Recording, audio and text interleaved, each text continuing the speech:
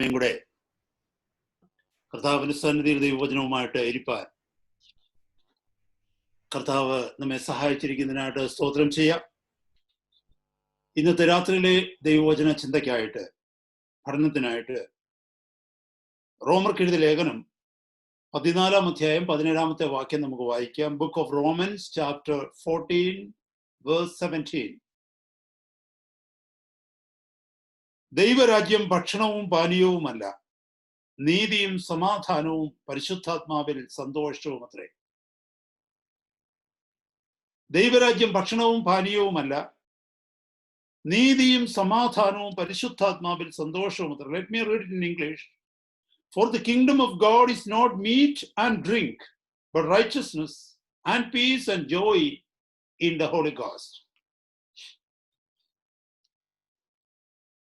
ഒരു വിശ്വാസിയെ സംബന്ധിച്ചിടത്തോളം ആ വിശ്വാസി ഉൾപ്പെട്ടിരിക്കുന്ന രാജ്യം ദൈവത്തിന്റെ രാജ്യമാണ്.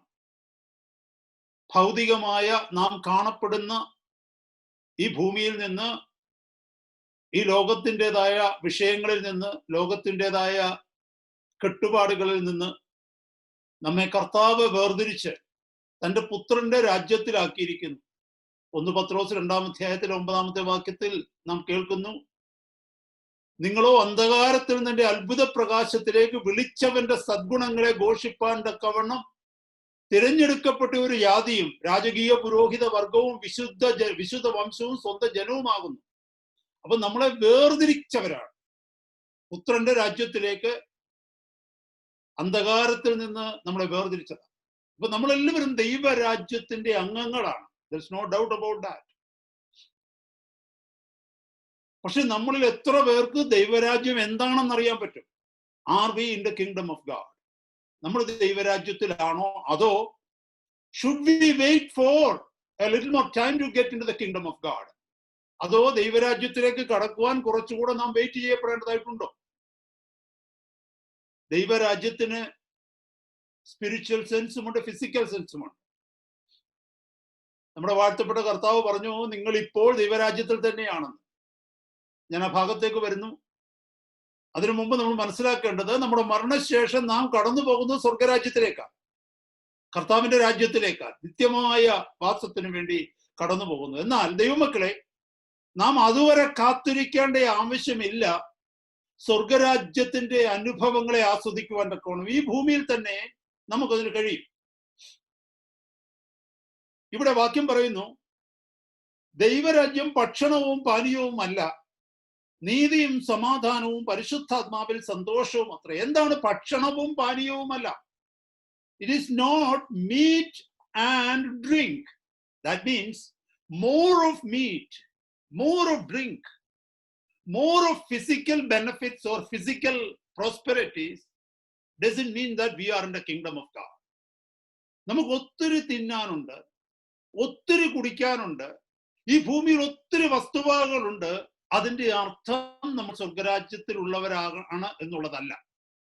സോ ദൈവരാജ്യം എന്ന് പറയുന്നത് ഭക്ഷണവും പാനീയവുമല്ല. ആരും തെറ്റിദ്ധരിക്കരുത്. ഫിസിക്കൽ എവിഡൻസസ് അല്ല നമ്മൾ ദൈവരാജ്യത്തിലാണെന്നുള്ളത് എന്നതിന്റെ തെളിവ്. അതായത് എന്തെങ്കിലും നമുക്ക് ഒത്തിരി ഉണ്ടെങ്കിൽ, മറ്റുള്ളവരെക്കാൾ കൂടുതൽ ഭൗതികമായ നന്മകൾ നമുക്കുണ്ടെങ്കിൽ അതിന്റെ അർത്ഥം നമ്മൾ സ്വർഗരാജ്യത്തിലാണെന്ന് തെറ്റിദ്ധരിക്കരുത്. എന്നാൽ സ്വർഗരാജ്യത്തിലാണ് എന്നുള്ളതിന്റെ തെളിവ് മറ്റൊന്നാണ്. What is the mark? What is the marks of the kingdom of God? What is the mark? What is the evidence that you and I are in the kingdom of God? ദൈവരാജ്യത്തിലാണ് നമ്മൾ ഉള്ളത് എന്നുള്ളതിന്റെ തെളിവ്, പ്രത്യക്ഷമായ തെളിവ് എന്താണെന്ന് ചോദിച്ചാൽ അടുത്ത വാക്യം പറയുന്നു, it is a righteousness, peace and joy in the Holy Spirit. If any person, ആർക്കെങ്കിലും ഈ ദൈവത്തിന്റെ നീതി സ്വായത്തമാക്കുവാൻ കഴിയുന്നുവെങ്കിൽ, ദൈവത്തിന്റെ നീതിയിലാകുവാൻ കഴിയുന്നുവെങ്കിൽ, ദൈവം നോക്കുമ്പോൾ കുറ്റമില്ലാത്തവനായി ക്രിസ്തുവേശുവിനാൽ നീതീകരിക്കപ്പെട്ടവനായി കാണുവാൻ കഴിയുന്നുവെങ്കിൽ അവൻ സ്വർഗരാജ്യത്തിലാണ്. അത് മാത്രമല്ല, പരിശുദ്ധാത്മാവ് തരുന്ന സമാധാനവും സന്തോഷവും നമ്മുടെ ഹൃദയത്തിന്റെ ഉള്ളിൽ നമുക്ക് അനുഭവിക്കുവാൻ കഴിയുന്നുവെങ്കിൽ നമ്മൾ സ്വർഗരാജ്യത്തിലാണ്. ഞാൻ പറയുന്ന സഹോദരങ്ങളെ മനസ്സിലാകുന്നുണ്ടോ? More of anything in this world doesn't mean that we are in the kingdom of God. Kingdom of God and kingdom of earth, it's a two different things. ബ്ലെസ്സിങ്സിന്റെ കിങ്ഡം, വളരെ ശ്രദ്ധയോടെ കേൾക്കണമേ. ദൈവവചനത്തിൽ ഞാൻ ചില ഭാഗങ്ങൾ എടുക്കാൻ പോവുകയാണ്. Blessings in the kingdom of God and blessings in this world it's entirely two different things.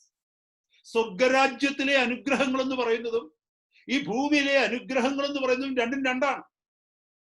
ആവർത്തന പുസ്തകം 28-ാമത്തെ അധ്യായത്തില് 1 മുതൽ താഴേക്ക് വായിക്കുമ്പോൾ, പ്രത്യേകിച്ച് 2 മുതൽ താഴേക്ക് വായിക്കുമ്പോൾ, അവിടെ നമുക്ക് കാണുവാനായിട്ട് കഴിയും. 1-ാമത്തെ വാക്യം തുടങ്ങുന്നത്, യഹോവ ഇന്ന് നിങ്ങളോട് കൽപ്പിക്കുന്ന ഈ വചനമൊക്കെ നിങ്ങൾ അനുസരിച്ച് നടന്നാൽ, അതിനോട് നിങ്ങൾ വിധേയത്വം കാണിച്ചാൽ, കർത്താവ് പറഞ്ഞിരിക്കുന്ന അനുഗ്രഹങ്ങളൊക്കെ നിങ്ങൾക്കാകും. എന്നിട്ട് അനുഗ്രഹങ്ങൾ 2-ാമത്തെ വാക്യം മുതൽ പറയുന്നുണ്ട് 13-ാമത്തെ വാക്യം വരെ. എന്താണെന്നറിയാമോ? പട്ടണത്തിൽ നിങ്ങൾ അനുഗ്രഹിക്കപ്പെടും, വയലിൽ നിങ്ങൾ അനുഗ്രഹിക്കപ്പെടും, നിങ്ങളുടെ ഗർഭഫലം അനുഗ്രഹിക്കപ്പെടും, നിങ്ങളുടെ കൃഷിഫലം അനുഗ്രഹിക്കപ്പെടും, നിങ്ങളുടെ കന്നുകാലികൾ വർദ്ധിക്കും. അങ്ങനെ അത് മാത്രമല്ല, നിങ്ങൾ ജാതികളോട് വായ്പ വാങ്ങത്തില്ല, നിങ്ങൾ ജാതികൾക്ക് വായ്പ കൊടുക്കും. ശത്രുക്കൾ നിങ്ങളുടെ മുമ്പിൽ നിന്ന് ഓടിപ്പോ, അവരുടെ ദേശങ്ങൾ നിങ്ങൾ കൈവശമാക്കും.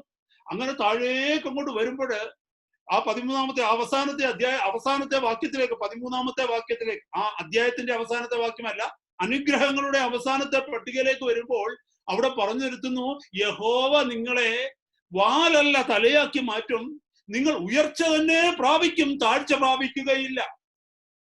ഇത് ഭൂമിയിലെ അനുഗ്രഹങ്ങളാണ്. ആ 1 മുതൽ താഴേക്ക് 13 വരെയുള്ള വാക്യങ്ങൾ വായിച്ചു കഴിഞ്ഞാൽ, പഴയ നിയമത്തിൽ ദൈവകൽപ്പനകൾ അനുസരിക്കുന്നവർക്ക്, യഹോവയുടെ മക്കൾക്ക്, ദൈവത്തിന്റെ ആ ദാസന്മാർക്ക് ദൈവം കൊടുത്തിരിക്കുന്ന പ്രോമിസസ് ആണ് ഈ ഭൂമിയിലെ വാഗ്ദത്തങ്ങൾ, ഈ ഭൂമിയിൽ കൊടുക്കുന്ന നന്മകൾ. അവിടെ ഒരു വാക്യത്തിൽ പോലും സ്വർഗം വാഗ്ദത്തം ചെയ്തിട്ടില്ല, തന്നോടുകൂടെയുള്ള വാസം വാഗ്ദത്തം ചെയ്തിട്ടില്ല. അവിടെ പറയുന്ന വാഗ്ദത്തങ്ങളെല്ലാം ഈ ഭൂമിയിലെ അനുഗ്രഹങ്ങളാണ്. നിങ്ങൾക്ക് സമയമുണ്ടെങ്കിൽ അതൊന്ന് വായിച്ചു നോക്കുന്നത് നന്നായിരിക്കും. അത് കഴിഞ്ഞ് ശാപങ്ങളെ കുറിച്ച് പറയുന്നുണ്ട്. 15-ാമത്തെ വാക്യം മുതൽ താഴേക്ക് ശാപങ്ങൾ പറയുന്നുണ്ട്. ദൈവത്തിന്റെ വചനം അനുസരിക്കാതിരുന്നാൽ, കൽപ്പനകൾ അനുസരിക്കാതിരുന്നാൽ, how will you B accursed, എങ്ങനെ നിങ്ങൾ ശാപത്തിന്റെ കീഴിലാകുമെന്ന് അടുത്ത വാക്യങ്ങൾ ആ അധ്യായത്തിന്റെ ബാക്കി ഭാഗം പറയുന്നുണ്ട്. അപ്പൊ ഞാനിവിടെ പറഞ്ഞത്, ഈ ഭൂമിയിലെ അനുഗ്രഹങ്ങൾ എന്ന് പറയുന്നത് സ്വർഗരാജ്യത്തിന്റെ അനുഗ്രഹങ്ങളായിട്ട് തെറ്റിദ്ധരിക്കരുത്. അങ്ങനെ പ്രസംഗിക്കുന്ന ഒത്തിരി പേരുണ്ട്. ഹല്ലേലൂയ. നിങ്ങൾക്ക് പിന്നെ ആവർത്തന പുസ്തകം 28-ാം അധ്യായത്തിൽ നിന്ന് എടുത്ത് പുതിയ നിയമത്തിൽ പ്രസംഗിക്കുന്ന ഒത്തിരി പേരുണ്ട്. ഞാൻ ആരെയും വിധിക്കാനല്ല ഇത് പറയുന്നത്. എന്നാൽ എനിക്ക് ഒന്നും പറഞ്ഞ് ദൈവസഭയെ ഓർമ്മിപ്പിക്കാൻ ആഗ്രഹിക്കുന്നത്, ഈ ഭൂമിയിലുള്ള അനുഗ്രഹങ്ങളല്ല സ്വർഗത്തിലുള്ള അനുഗ്രഹങ്ങൾ. That is different. അപ്പൊ ആ പറഞ്ഞിരിക്കുന്ന അനുഗ്രഹങ്ങളിൽ ഒന്നും തന്നെ സ്വർഗത്തിലുള്ള അനുഗ്രഹങ്ങളെ കുറിച്ച് പറയുന്നില്ല, സ്വർഗീയ കൃപകളെ കുറിച്ച് പറയുന്നില്ല. ഈ പറഞ്ഞിരിക്കുന്ന സ്വർഗരാജ്യത്തിൻ്റെതായ നീതിയെക്കുറിച്ചോ, സമാധാനത്തെക്കുറിച്ചോ, സന്തോഷത്തെക്കുറിച്ചോ, ആശ്വാസത്തെക്കുറിച്ചോ ഇതൊന്നും പറയുന്നില്ല. അതിന്റെ അർത്ഥം, ഇഷ്ടം പോലെ സ്വത്തുണ്ടായാലും സമാധാനം ഉണ്ടാകണമെന്നില്ല, നല്ല ആരോഗ്യം ഉണ്ടായാലും സ്വസ്ഥതയോടുകൂടിയുള്ള കുടുംബജീവിതം ഉണ്ടാകണമെന്നില്ല. Price the Lord. കുഞ്ഞുങ്ങൾക്കൊക്കെ നല്ല ആരോഗ്യവും വിദ്യാഭ്യാസവും ഉണ്ടായാലും കുഞ്ഞുങ്ങളോട് കൂടെ സമാധാനത്തോടെയും സന്തോഷത്തോടെയും കുടുംബത്തിൽ വസിക്കണമെന്നില്ല. ആരോഗ്യവും സമ്പത്തും സ്വത്തും എല്ലാം ഉണ്ടായാലും രാത്രിയിൽ സ്വസ്ഥമായിട്ട് ഉറങ്ങണമെന്നില്ല. ഞാൻ പറയുന്ന കാര്യങ്ങൾ മനസ്സിലാവുന്നുണ്ടോ ദൈവമക്കളെ? Praise God. എന്നാൽ പുതിയ നിയമത്തിലെ അനുഗ്രഹത്തെ എന്താ പറഞ്ഞിരിക്കുന്നത് അറിയാമോ? പുതിയ നിയമത്തിലെ സ്വർഗത്തിലെ അനുഗ്രഹത്തെ കുറിച്ച് പറയുന്നു. എഫേസ്യ ലേഖനം 1-ാം അധ്യായം 3-ാമത്തെ വാക്യം. അവിടെ പറഞ്ഞിരിക്കുന്നു, സ്വർഗത്തിലെ സകല ആത്മീക അനുഗ്രഹത്താലും ക്രിസ്തുവേശുവിൽ നിങ്ങളെ അനുഗ്രഹിച്ചിരിക്കുന്ന നമ്മുടെ കർത്താവായ യേശു ക്രിസ്തുവിന്റെ പിതാവായ ദൈവം വാഴ്ത്തപ്പെട്ടവൻ. അവിടെ പറഞ്ഞിരിക്കുന്നുണ്ടോ? സ്വർഗത്തിലെ സകല ആത്മീക അനുഗ്രഹങ്ങളാലും ക്രിസ്തുവേശുവിൽ നിങ്ങളെ അനുഗ്രഹിച്ചിരിക്കുന്ന. പുതിയ നിയമത്തിലേക്ക് വന്നപ്പോൾ കാഴ്ചപ്പാടുകൾ മാറി. പുതിയ നിയമത്തിൽ വന്നപ്പോൾ ഭൂമിയിലെ അനുഗ്രഹങ്ങളെ കുറിച്ചല്ല ദൈവം വാഗ്ദത്തം ചെയ്യുന്നത്, സ്വർഗത്തിലെ ആത്മീക അനുഗ്രഹങ്ങളെ കുറിച്ചാണ്. നമ്മുടെ വാഴ്ത്തപ്പെട്ട കർത്താവ് ഈ ഭൂമിയിൽ വന്നപ്പോൾ, ഹല്ലേലൂയ, ഭൂമിയിലുള്ള സകല മനുഷ്യരെയും അനുഗ്രഹിച്ചുകൊണ്ട് നിത്യത മുതൽ വസിച്ചിരുന്ന അത്യുന്നതനായ ദൈവം ഈ ഭൂമിയിലേക്ക് വന്നപ്പോൾ അവിടുന്ന് ജീവിച്ചത് ദരിദ്രനായിട്ടാണ്. Price the Lord. അവിടുന്ന് പലയിടത്തും വാലായി മാറേണ്ട അനുഭവം ഉണ്ടായി. പീലാത്തോസിന്റെ മുമ്പിൽ തലയായിട്ടല്ല നിന്ന, വാലായിട്ട് അവിടെ നിന്നു. അവിടെ നിന്നും മിണ്ടാതെ തല കുനിച്ചു നിന്നു. അവിടുത്തെ താടിരോമങ്ങൾ ദുഷ്ടരാകുന്ന മനുഷ്യന് വലിച്ചു പറിച്ചപ്പോൾ അവിടുന്ന് തലയായിട്ടല്ല നിന്നത്, താണ് മുഖം കുനിച്ച അവിടെ നിന്നത്. അവിടുന്ന് ഇടിയേറ്റു, തൊഴിയേറ്റു, ശാപമേറ്റു, നിന്ന പരിഹാസങ്ങളൊക്കെ ഏറ്റു. അവിടെ നിന്നൊന്നും അവിടെ ഒന്നും തന്റെ ശത്രുക്കൾ മുന്നിൽ നിന്ന് ഓടിപ്പോകുന്നതായിട്ട് കാണുന്നില്ല. പഴയ നിയമത്തിലെ വാഗ്ദത്തങ്ങളെ അവിടെ നിവർത്തിക്കപ്പെടുന്നില്ല. പഴയ നിയമത്തിൽ സിംഹക്കുഴിയിൽ ഇറങ്ങി ഭക്തന്മാരെ വിടുവിച്ച ദൈവത്തെ കാണാൻ പറ്റും. അഗ്നിയുടെ മധ്യത്തിൽ ഇറങ്ങി തന്റെ ഭക്തന്മാരെ വിടുവിച്ചവരെ കാണുവാൻ പറ്റും. ശത്രുവിന്റെ സംഹാരത്തിന്റെ മധ്യത്തിൽ അതിൽ നിന്ന് നമുക്കറിയാൻ പറ്റും. ഹല്ലേലൂയ, സ്തോത്രം. ജനത്തെ വിടുവിച്ചതായിട്ട് നമുക്ക് ഹിസ്കിയാവിന്റെ കാലഘട്ടത്തിലൊക്കെ നമുക്ക് കാണുവാനായിട്ട് കഴിയും. ദൂതന്മാരിറങ്ങി അസീറിയൻ ജനത്തെ അല്ലെങ്കിൽ അസീറിയൻ യോദ്ധാക്കളെ, അവരുടെ പട്ടാളത്തെ നശിപ്പിക്കുന്നതായിട്ട് നമുക്ക് കാണുവാൻ കഴിയും. ഒരൊറ്റ രാത്രി കൊണ്ട് 1,85,000 മനുഷ്യരെ അല്ലെങ്കിൽ യോദ്ധാക്കളെ, പടയാളികളെ ഒരൊറ്റ ദൂതൻ കൊന്നതായിട്ടുള്ള ചരിത്രങ്ങളൊക്കെ കാണുവാനായിട്ട് കഴിയും. പക്ഷെ അവരാരും ആ വലിയ സംഭവങ്ങൾ ഒന്നും തന്നെ പുതിയ നിയമത്തിൽ എങ്ങും കാണുവാൻ കഴിയുന്നില്ല. തന്റെ അപ്പോസ്തലന്മാർ രക്തസാക്ഷിത്വം വഹിച്ചപ്പോൾ 1-ാം നൂറ്റാണ്ടിലെ നിഷ്കളങ്കരായ വിശുദ്ധരായ ഭക്തന്മാർ സിംഹക്കുഴിയിൽ എറിയപ്പെട്ടപ്പോൾ ദാനിയേലിനെ രക്ഷിക്കുവാനായിട്ട് ഇറങ്ങി വന്ന ദൈവം അവിടെ ഇറങ്ങി വന്നില്ല. എന്നെ കേൾക്കുന്ന ദൈവമക്കളെ, these are the differences in the principles of being in the kingdom of God and being on earth, in the kingdom of the earth. നമ്മൾ വളരെ ശ്രദ്ധയോടെ മനസ്സിലാക്കേണ്ടത്, ഞാൻ സ്വർഗരാജ്യത്തിലാണോ എന്നുള്ളതിന്റെ തെളിവ് എന്റെ ഹൃദയത്തിൽ സ്വസ്ഥതയുണ്ടാകും. ഞാൻ ദരിദ്രനായിരിക്കാം, മറ്റുള്ളവർ നോക്കുമ്പോൾ എനിക്ക് ജോലി ഉണ്ടായിരിക്കത്തില്ല, പണം ഉണ്ടായിരിക്കത്തില്ല, വലിയ വീടുണ്ടായിരിക്കത്തില്ല, കാർ ഉണ്ടായിരിക്കത്തില്ല, മറ്റൊരു നന്മകളും ഉണ്ടായിരിക്കില്ല. പക്ഷേ എന്റെ ഹൃദയത്തിൽ സ്വസ്ഥതയുണ്ടായിരിക്കും, എന്റെ ഹൃദയത്തിൽ സമാധാനം ഉണ്ടായിരിക്കും. ഏത് സാഹചര്യങ്ങളിലൂടെ കടന്നു പോകുവാനുമുള്ള ദൈവകൃപ എന്റെ പേരുണ്ടായിരിക്കും. ഹല്ലേലൂയ. പാപത്തിന് ഞാൻ കീഴ്പ്പെടത്തില്ല, ദൈവനീതി എപ്പോഴും എന്നിൽ ഉണ്ടായിരിക്കും. അതാ ഞാൻ സ്വർഗരാജ്യത്തിലുള്ള ആളാണെന്ന്, കിങ്ഡം ഓഫ് ഗോഡിലുള്ള ആളാണെന്നുള്ളതിന്റെ തെളിവ്. Price the Lord. ഹല്ലേലൂയ, സ്തോത്രം. എന്നെ കേൾക്കുന്ന ദൈവമക്കളെ, ഇന്നത്തെ രാത്രി ഈ വചനം പഠിക്കുമ്പോൾ നാം ഓരോരുത്തരും സ്വയം ശോധന ചെയ്യേണ്ട ഒരു അവസ്ഥ, ഞാൻ സ്വർഗരാജ്യത്തിൽ എത്തിയിട്ടുണ്ടോ? സ്വർഗരാജ്യത്തിന്റെ മഹത്വം ഞാൻ എൻ്റെ ജീവിതത്തിൽ, എൻ്റെ കുടുംബത്തിൽ അനുഭവിക്കുന്നുണ്ടോ? എൻ്റെ വ്യക്തിബന്ധങ്ങളിൽ സ്വർഗരാജ്യത്തിന്റെ മഹത്വം എൻ്റെ വ്യക്തിപരമായ ജീവിതത്തിലൂടെ പ്രതിഫലിപ്പിക്കപ്പെടുന്നുണ്ടോ? Am I reflecting the glory of the kingdom of God around me? When a person comes in touch with my life, do they see the glory of God's kingdom through my life? When I say that I am different from you, when I say, or I don't have to say, when I think in myself that I am different from every other unbelievers in the world, do I reflect the glory of Christ, the fragrance of Christ around me? മറ്റുള്ളവരിൽ നിന്ന് ഞാൻ വ്യത്യസ്തനാണെന്ന് ഞാൻ സ്വയം ചിന്തിക്കുമ്പോൾ, വ്യത്യസ്തനാണെന്ന് ഞാൻ അനുമാനിക്കുമ്പോൾ, എന്റെ കർത്താവിന്റെ മഹത്വം എന്നിലൂടെ വെളിപ്പെടുത്തുവാൻ എനിക്ക് കഴിയുന്നു. ഇന്നത്തെ രാത്രിക്കാലം നമ്മൾ കുറച്ച് സമയം അതാണ് ചിന്തിക്കാനായിട്ട് പോകുന്നത്. ഹല്ലേലൂയ, സ്തോത്രം. ഞാൻ പറഞ്ഞല്ലോ മുമ്പേ, സ്വർഗരാജ്യം എന്ന് പറയുന്നത് പലപ്പോഴും പലരും കരുതിയിരിക്കുന്നത് മരിച്ചു കഴിഞ്ഞാൽ നമ്മൾ സ്വർഗരാജ്യത്തിലേക്ക് ചെല്ലുന്നതെന്ന്. എന്നാൽ ഇവിടെ നമ്മുടെ വാഴ്ത്തപ്പെട്ട കർത്താവ് പറഞ്ഞു, സ്വർഗരാജ്യം എന്ന് പറയുന്നത് ഭക്ഷണവും പാനീയവുമല്ല, നീതിയും സമാധാനവും പരിശുദ്ധാത്മാവിൽ സന്തോഷവും അത്രയും കർത്താവ് പറഞ്ഞു. അതുപോലെ നമ്മുടെ വാഴ്ത്തപ്പെട്ട കർത്താവ് ലൂക്കോസിന്റെ സുവിശേഷത്തിലേക്ക് വരുമ്പോൾ അവിടെ മനോഹരമായ ഒരു വാക്യം പറയുന്നുണ്ട്. ലൂക്കോസിന്റെ സുവിശേഷം 17-ാം അധ്യായത്തിലേക്ക് വരുമ്പോൾ 17-ാം അധ്യായത്തിന്റെ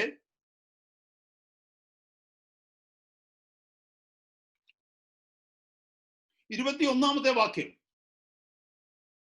Gospel of Luke chapter 17 verse 21.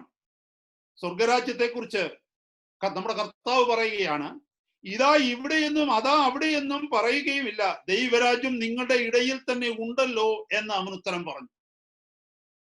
Kingdom of God is amongst you. ഇംഗ്ലീഷിലെ 2 ട്രാൻസ്ലേഷൻ അതിനുണ്ട്. വിത്തിൻ യു എന്നുണ്ട്, നിങ്ങളിലുണ്ട്. അതിന് വേറൊരു ട്രാൻസ്ലേഷൻ പറയുന്നത് amongst you, നിങ്ങളുടെ മധ്യത്തിലുണ്ടെന്നും പറയുന്നുണ്ട്. So സ്വർഗരാജ്യം നിങ്ങളുടെ ഇടയിലുണ്ട്. You don't have to run here and there to experience the kingdom of God or to have a special experience. ഒരു പ്രത്യേക അനുഭവത്തിന് വേണ്ടി ചില പ്രത്യേക സ്ഥലങ്ങളിൽ നീ ഓടിപ്പോകേണ്ട കാര്യമില്ല, അല്ലെങ്കിൽ ചില പ്രത്യേക വ്യക്തികളുടെ അടുത്ത് നീ ഓടിപ്പോകേണ്ട കാര്യമില്ല. നിന്നിൽ തന്നെ ദൈവരാജ്യമുണ്ട്, നിങ്ങളുടെ മധ്യത്തിൽ തന്നെ ദൈവരാജ്യമുണ്ട്. അതാ കർത്താവ് പറഞ്ഞത്. ആ സമാധാനവും ആ സന്തോഷവും നമ്മുടെ മധ്യത്തിൽ തന്നെയുണ്ട്. എന്താ ദൈവരാജ്യത്തിന്റെ പ്രത്യേകത? ദൈവരാജ്യത്തിന്റെ പ്രത്യേകത, it is kingdom of God. God is the king there. Wherever there is king, there is a kingdom always. Remember. And we are under the government of God. And we know Jesus Christ is the king in the kingdom of God. ദൈവരാജ്യത്തിലെ രാജാവായിരിക്കുന്നവൻ യേശു കർത്താവാണ്. നമുക്ക് വ്യക്തമായിട്ട് അറിയാം. അപ്പൊ നമ്മൾ ചിന്തിക്കേണ്ടത്, ഞാൻ ദൈവരാജ്യത്തിന്റെ അംഗമാണെന്ന് പറഞ്ഞാൽ അതിന്റെ അർത്ഥം, who is the king in my life? Who is the king in my home? Who is the king in my church? ഓ, നമ്മൾ ഒരു പക്ഷെ പറഞ്ഞേക്കാം, യേശു കർത്താവ് ഞങ്ങളുടെ നായകനാണ്. വീടിന്റെ ഒക്കെ ചുമലില് ആ ബാനറൊക്കെ എഴുതി വെച്ചേക്കാം, ഗോഡ് ഈ Jesus is the head of, അല്ലെങ്കിൽ Christ is the head of this home എന്നൊക്കെ പറഞ്ഞ് നമുക്ക് എഴുതി വെക്കും. It doesn't make anything. It is simply an empty writing there. It doesn't mean that. എത്രയോ വീടുകളിൽ നമ്മൾ അങ്ങനെ കണ്ടിട്ടുണ്ട്. ആ വീടുകളിൽ അനേകർ ഡിവോഴ്സ് ആയി പോകുന്നത് നമ്മൾ കണ്ടിട്ടുണ്ട്, ഇല്ലേ? Praise God. എത്രയോ വീടിന്റെ മുമ്പിൽ എഴുതി വെച്ചിട്ടുണ്ട്, ക്രിസ്തു ഈ വീടിന്റെ നായകനെന്ന്. പക്ഷെ ആ വീടിന്റെ നായകൻ ക്രിസ്തു അല്ലെന്നുള്ളത് ആ വീടിനെ കുറിച്ച് അറിയാവുന്ന എല്ലാവർക്കും അറിയാം. അപ്പൊ എഴുതി വെച്ചതല്ല കാര്യം, ദൈവമക്കളെ. Praise God. ആ എഴുതി വെച്ചിരിക്കുന്നത് കൊണ്ട് ഒരർത്ഥവുമില്ല. പക്ഷേ യഥാർത്ഥത്തിൽ ക്രിസ്തുവാണോ എന്റെ ജീവിതത്തിന്റെ രാജാവ്? ക്രിസ്തു എന്റെ രാജാവാണെന്ന് പറഞ്ഞാൽ അതിന്റെ അർത്ഥം, എന്റെ മാസ്റ്റർ ക്രിസ്തുവാണ്. I am just a servant of him. ഞാൻ അവിടുത്തെ രാജ്യത്തിൽ ഒരു പ്രജ മാത്രമാണ്. അവിടുന്ന് എന്ത് കൽപ്പിക്കുന്നുവോ അവിടുന്ന് ഞാൻ അനുസരിക്കുവാൻ തക്കവണ്ണം എന്തെല്ലാം റൂളുകൾ വെച്ചിരിക്കുന്നുവോ, I am bound by them. എന്നെ കേൾക്കുന്ന ദൈവമക്കളെ, നമ്മളൊക്കെ ഇവിടെ ബ്രിട്ടനിലുള്ളവരാ, അല്ലെ? നമ്മളെല്ലാവരും വന്നത് ഇന്ത്യയിൽ നിന്നാ വന്നത്, അല്ലെ? ഇന്ത്യയിലെ റൂൾസും കോൺസ്റ്റിറ്റ്യൂഷനും ഡിഫറെന്റ് ആണ്. ബ്രിട്ടനിലെ കോൺസ്റ്റിറ്റ്യൂഷൻ ഡിഫറെന്റ് ആണ്, അല്ലെ? നമ്മൾ ഇവിടെ വന്നപ്പോൾ ഇന്ത്യയിലെ നിയമങ്ങളല്ല നമ്മൾ അനുസരിക്കുന്നത്. നമ്മൾ അനുസരിക്കുന്നത് ബ്രിട്ടന്റെ നിയമങ്ങളാണ്. കാരണം എന്താണെന്ന് അറിയാമോ? We are bound by the constitution of the Great Britain. When we were in India, when we were the citizens of India, we were bound by the constitution and the laws and everything of every ordinances of Indian government. When I say that I am under the government of God, let me tell you, let me repeat that. When I say that I am under the government of God, I am bound by the ordinances of God's government. എന്നെ കേൾക്കുന്ന ദൈവമക്കളെ, that proves that we are really the citizens of the kingdom of God. 2 കൊരിന്ത്യർ 5-ാം അധ്യായത്തിന്റെ 20-ാമത്തെ വാക്യത്തിലാണെന്ന് അവിടെ പറയുന്നുണ്ട്. അപ്പോസ്തലനായ പൗലോസ് പറയുന്നുണ്ട്, തങ്ങൾ ക്രിസ്തുവിന്റെ സ്ഥാനാപതികളാണ് എന്ന് പറഞ്ഞാൽ അതിന്റെ അർത്ഥം നമ്മളും ക്രിസ്തുവിന്റെ സ്ഥാനപതികളാണ്. We are the ambassadors of Christ. When the apostles, when they said that they are the apostles of Christ, means we are also the apostles of Christ. We are representing Christ in the places where we are placed in. എന്താ ഈ ambassador എന്ന് പറയുന്നത്? Ambassador അല്ലെങ്കിൽ സ്ഥാനപതികൾ എന്ന് പറയുന്നത്, high commissioners എന്ന് പറയുന്നത്. ബ്രിട്ടനിലെ ഇവിടെ നമുക്ക് ലണ്ടനിൽ ഒരു ഹൈ കമ്മീഷൻ ഉണ്ട്. അതുപോലെ തന്നെ പിന്നെ ബർമിംഗ്ഹാമിൽ ഹൈ കമ്മീഷൻ ഓഫീസ് ഉണ്ട്. അപ്പൊ ഇവിടുത്തെ ചീഫ് ഹൈ കമ്മീഷണർ എന്ന് പറഞ്ഞാൽ he is representing another country here. When he says that I am the high commissioner of India here, that means I am representing India here in this country. നമ്മൾ പറയുകയാണ്, നമ്മൾ ക്രിസ്തുവിന്റെ ambassadors ആണെന്ന് പറയുകയാണെങ്കിൽ നാം ക്രിസ്തുവിന്റെ രാജ്യത്തിന്റെ പ്രതിനിധികളാണ് ഈ ദേശത്ത്. അപ്പൊ എന്തോ പറ്റുന്നത്? ഇന്ത്യൻ ഹൈ കമ്മീഷണർ ഒരു ഇന്ത്യക്കാരനെ പോലെയാ പെരുമാറേണ്ടത്. ഇന്ത്യൻ ഹൈ കമ്മീഷണർ ഇന്ത്യയുടെ നിയമത്തിനു വേണ്ടിയാണ് നിൽക്കേണ്ടത്. ഇന്ത്യൻ ഹൈ കമ്മീഷണർ ഇന്ത്യക്ക് പേര് വരുത്തുന്ന കാര്യങ്ങൾ, ഇന്ത്യക്ക് നന്മ വരുത്തുന്ന കാര്യങ്ങൾ, ഇന്ത്യയെ അനുകൂലിക്കുന്ന കാര്യങ്ങൾ, ഇന്ത്യയെ മഹത്വപ്പെടുത്തുന്ന കാര്യങ്ങളാണ് ചെയ്യേണ്ടത്. ഇന്ത്യക്കെതിരെ നിൽക്കുന്ന ഒരു വ്യക്തിക്ക് ഇന്ത്യയുടെ ഹൈ കമ്മീഷണർ ആകാൻ പറ്റില്ല. ഇന്ത്യയുടെ പേര് കളയുന്ന ഒരു വ്യക്തിക്ക് ഇന്ത്യയുടെ ഹൈ കമ്മീഷണർ ആകാൻ പറ്റില്ല. എന്നെ കേൾക്കുന്ന ദൈവമക്കളെ, when you and I say that we are the ambassadors of Christ, whichever place we are, എന്റെ ഓഫീസിലായിക്കൊള്ളട്ടെ, നമ്മുടെ ഓഫീസുകളിലായിക്കൊള്ളട്ടെ, ജോലി സ്ഥലങ്ങളിലായിക്കൊള്ളട്ടെ, whether you are in the universities or in the colleges or wherever you are, wherever God placed you, you are supposed to be the ambassadors of Jesus Christ, representing the kingdom of God. Your speech, your actions, your gestures, your attitudes, everything must speak of the kingdom of God. ദൈവരാജ്യത്തിന്റെ സ്വഭാവത്തെ വെളിപ്പെടുത്തുന്നവരാണ് നമ്മൾ. Hallelujah. എന്റെ ജീവിതത്തെ ആരെങ്കിലും ഒരാൾ ഒരു കാര്യം മറക്കരുത് ദൈവമക്കളെ, നമ്മളെല്ലാം വാച്ച് ചെയ്തുകൊണ്ട് രണ്ടിൽ കൂടുതൽ കണ്ണുകൾ എല്ലായിടത്തും ഉണ്ട്, മറന്നു പോകരുത് കേട്ടോ. നാം വണ്ടി ഓടിക്കുമ്പോൾ ഒരിക്കലും അതൊരു പിന്നെ എന്താ പറയുന്ന ഒരു സിംബോളിക് ആയിട്ടോ ഹൈപ്പതിക്കേറ്റമായിട്ടോ പറയുകയല്ല. ഫിസിക്കലി സ്പീക്കിംഗ്, നമ്മളെ പരിചയമുള്ള പലരും നമ്മളെ കണ്ടുകൊണ്ടിരിക്കുക. നാം വണ്ടി ഓടിക്കുന്നിടത്ത്, നാം റോഡിൽ കൂടെ നടന്നു പോകുന്നിടത്ത്, നാം സൂപ്പർ മാർക്കറ്റിൽ നിൽക്കുമ്പോൾ നമ്മൾ ഒരിക്കലും കരുതരുത് ദൈവം മാത്രമേ അല്ലെങ്കിൽ പിശാചെ നമ്മളെ കാണുന്നുള്ളൂ. നല്ല മനുഷ്യരും നമ്മളെ കാണുന്നുണ്ട്, എല്ലാ സമയത്തും കാണുന്നുണ്ട്. നമ്മുടെ ഓരോ ചെയ്തികൾ, മറ്റുള്ളവരോട് നമ്മൾ സംസാരിക്കുന്നത്, മറ്റുള്ളവരെ നമ്മൾ നോക്കുന്നത്, നമ്മുടെ കണ്ണുകൾ കടന്നു പോകുന്നത്, ഇതൊക്കെ പലരും വീക്ഷിച്ചു കൊണ്ടിരിക്കുകയാണ്. നമ്മളത് അറിയുന്നില്ലെന്നേ ഉള്ളൂ സഹോദരങ്ങളെ. പ്രത്യേകിച്ച് നമ്മൾ ദൈവമക്കളായതുകൊണ്ട് അനേകർ നമ്മളെ വാച്ച് ചെയ്യും. അവര് വാച്ച് ചെയ്യുന്ന മറ്റൊന്നുമല്ല, is there any difference in this person? ഈ വ്യക്തിയിൽ എന്തെങ്കിലും മാറ്റമുണ്ടോ? ഈ വ്യക്തി വ്യത്യസ്തനാണോ? ഹല്ലേലൂയ. നമ്മൾ എപ്പോഴും ചിന്തിക്കേണ്ടതായ ഒരു വലിയ വിഷയമാണ്. അപ്പൊ ഞാൻ പറഞ്ഞത്, ദൈവരാജ്യം എന്ന് പറയുന്നത് ദൈവത്തിന്റെ രാജ്യമാണ്. അവിടുന്നാണ് രാജാവ്. He is the king and we need to obey whatever he says. കർത്താവ് തന്നിരിക്കുന്ന ലോയാണ് ദൈവത്തിന്റെ വചനം. ആ ദൈവത്തിന്റെ വചനം അനുസരിക്കുന്നവർക്ക് മാത്രമേ ദൈവരാജ്യത്തിന്റെ പൗരന്മാരായി കഴിയുവാൻ പറ്റത്തുള്ളൂ. അല്ലെങ്കിൽ നാം ആ രാജ്യത്തിന്റെ പുറത്താണ്. ഞാൻ മുമ്പേ പറഞ്ഞതുപോലെ, ഇവിടെ നിന്നുകൊണ്ട് ഇവിടുത്തെ നിയമങ്ങളൊന്നും ആചരിക്കാതെ, ഇവിടുത്തെ നിയമങ്ങളൊന്നും നോക്കാതെ, നമ്മുടെ നാട്ടിലെ നിയമങ്ങളാണെന്നൊക്കെ പറഞ്ഞ് ഇവിടെ നടന്നു കഴിഞ്ഞാൽ അവരിവിടുന്ന് പാക്ക് ചെയ്ത് നാട്ടിൽ വിടത്തില്ലേ? വിടും, തീർച്ചയായിട്ടും. 1-2 അവധി നമുക്ക് തന്നേക്കാം. നമ്മൾ മാറുന്നില്ലെന്ന് കണ്ടാൽ നമ്മളെ അവര് നമ്മളെന്നല്ല, ആരെയാണെങ്കിലും ശരി, അവര് തിരിച്ച് ഡിപ്പോർട്ട് ചെയ്യും, അവര് മാറ്റും, നമ്മളെ തിരിച്ചയക്കും. അപ്പൊ സ്വർഗരാജ്യത്തിനും പ്രിൻസിപ്പിൾസ് ഉണ്ട്. അപ്പൊ നമ്മൾ സ്വർഗരാജ്യത്തിന്റെ അംഗങ്ങളാണെന്ന് പറയുമ്പോൾ, മുമ്പേ പറഞ്ഞതുപോലെ, ഒന്ന് പത്രോസ് 2-ാം അധ്യായത്തിൽ കേട്ടതുപോലെ, അന്ധകാരത്തിൽ നിന്ന് തന്റെ അത്ഭുത പ്രകാശത്തിലേക്ക് വിളിച്ചവന്റെ സദ്ഗുണങ്ങളെ ഘോഷിപ്പാൻ തക്കവണ്ണം തിരഞ്ഞെടുക്കപ്പെട്ട ഒരു ജനമാണ് നമ്മൾ. അപ്പൊ വീണ്ടും നമ്മൾ അന്ധകാരത്തിന്റെ പ്രവൃത്തികളിലേക്ക് പോവുകയാണെങ്കിൽ, എന്നെ കേൾക്കുന്ന ദൈവമക്കളെ, നമുക്ക് ദൈവരാജ്യത്തിന്റെ അവകാശികളായിരിക്കാൻ പറ്റത്തില്ല. ദൈവരാജ്യം എന്ന് പറയുന്ന സന്തോഷത്തിന്റെ പരിപൂർണതയുള്ള സ്ഥലമാണ്. ദൈവരാജ്യം എന്ന് പറയുന്നത് സമാധാനമുള്ളതാണ്. ദൈവരാജ്യം എന്ന് പറയുന്നത് ദൈവത്തിന്റെ നീതിയിൽ നിറഞ്ഞതാണ്. ദൈവത്തിന്റെ നീതിക്കകത്ത് കപടമില്ല. Praise God, hallelujah. അതോ ഭൗമികമല്ല. ഭൗമികം എന്ന് പറയുന്നത് പൈശാചികമാണ്. യാക്കോബിന്റെ ലേഖനത്തിൽ നമ്മൾ വായിക്കുന്നുണ്ട്. Praise God. അത് ഭൗമികമല്ല. സ്വർഗീയ ജ്ഞാനം എന്ന് പറയുന്നത് പവിത്രമാണ്. Price the Lord. അതുകൊണ്ട് ദൈവമക്കളെ, ദൈവരാജ്യത്തിന്റെ അർത്ഥങ്ങൾ, ദൈവരാജ്യത്തിന്റെ വ്യാപ്തിയെ കുറിച്ച് ഗ്രഹിക്കുക എന്നുള്ളത് നമ്മുടെ ജീവിതത്തിൽ വളരെ അത്യന്താപേക്ഷിതമായ ഒരു വിഷയമാണ്. Praise God. അതുകൊണ്ട് തന്നെ നമ്മുടെ വാഴ്ത്തപ്പെട്ട കർത്താവ് താൻ ഈ ഭൂമിയിൽ ജീവിച്ചപ്പോൾ സ്വർഗരാജ്യത്തെ കുറിച്ച് പല ഉപമകളും പറഞ്ഞു. Because that was the first time people started hearing about the kingdom of God. Let me tell you, മത്തായിയുടെ സുവിശേഷം 3-ാം അധ്യായം 2-ാമത്തെ വാക്യത്തിലാണ് ആദ്യമായി ഈ ലോകം സ്വർഗരാജ്യത്തെ കുറിച്ച് കേട്ടത്. അവിടെ നമുക്കറിയാം, യോഹന്നാൻ സ്നാപകൻ ജോൺ ദ ബാപ്റ്റിസ്റ്റ് ആദ്യമായിട്ട് പ്രീച്ച് ചെയ്ത് എന്താണെന്നറിയാമോ? സ്വർഗരാജ്യം സമീപിച്ചിരിക്കാൻ മാനസാന്തരപ്പെടുവിൻ. എന്നെ കേൾക്കുന്ന ദൈവമക്കളെ, കാരണം മാനസാന്തരപ്പെടാത്ത ഒരു വ്യക്തിക്കും സ്വർഗരാജ്യത്തിൽ കടക്കുവാൻ കഴിയത്തില്ലെന്ന് അതിന്റെ അർത്ഥം. സ്വർഗരാജ്യം സമീപിച്ചിരിക്കാൻ മാനസാന്തരപ്പെടുവിൻ.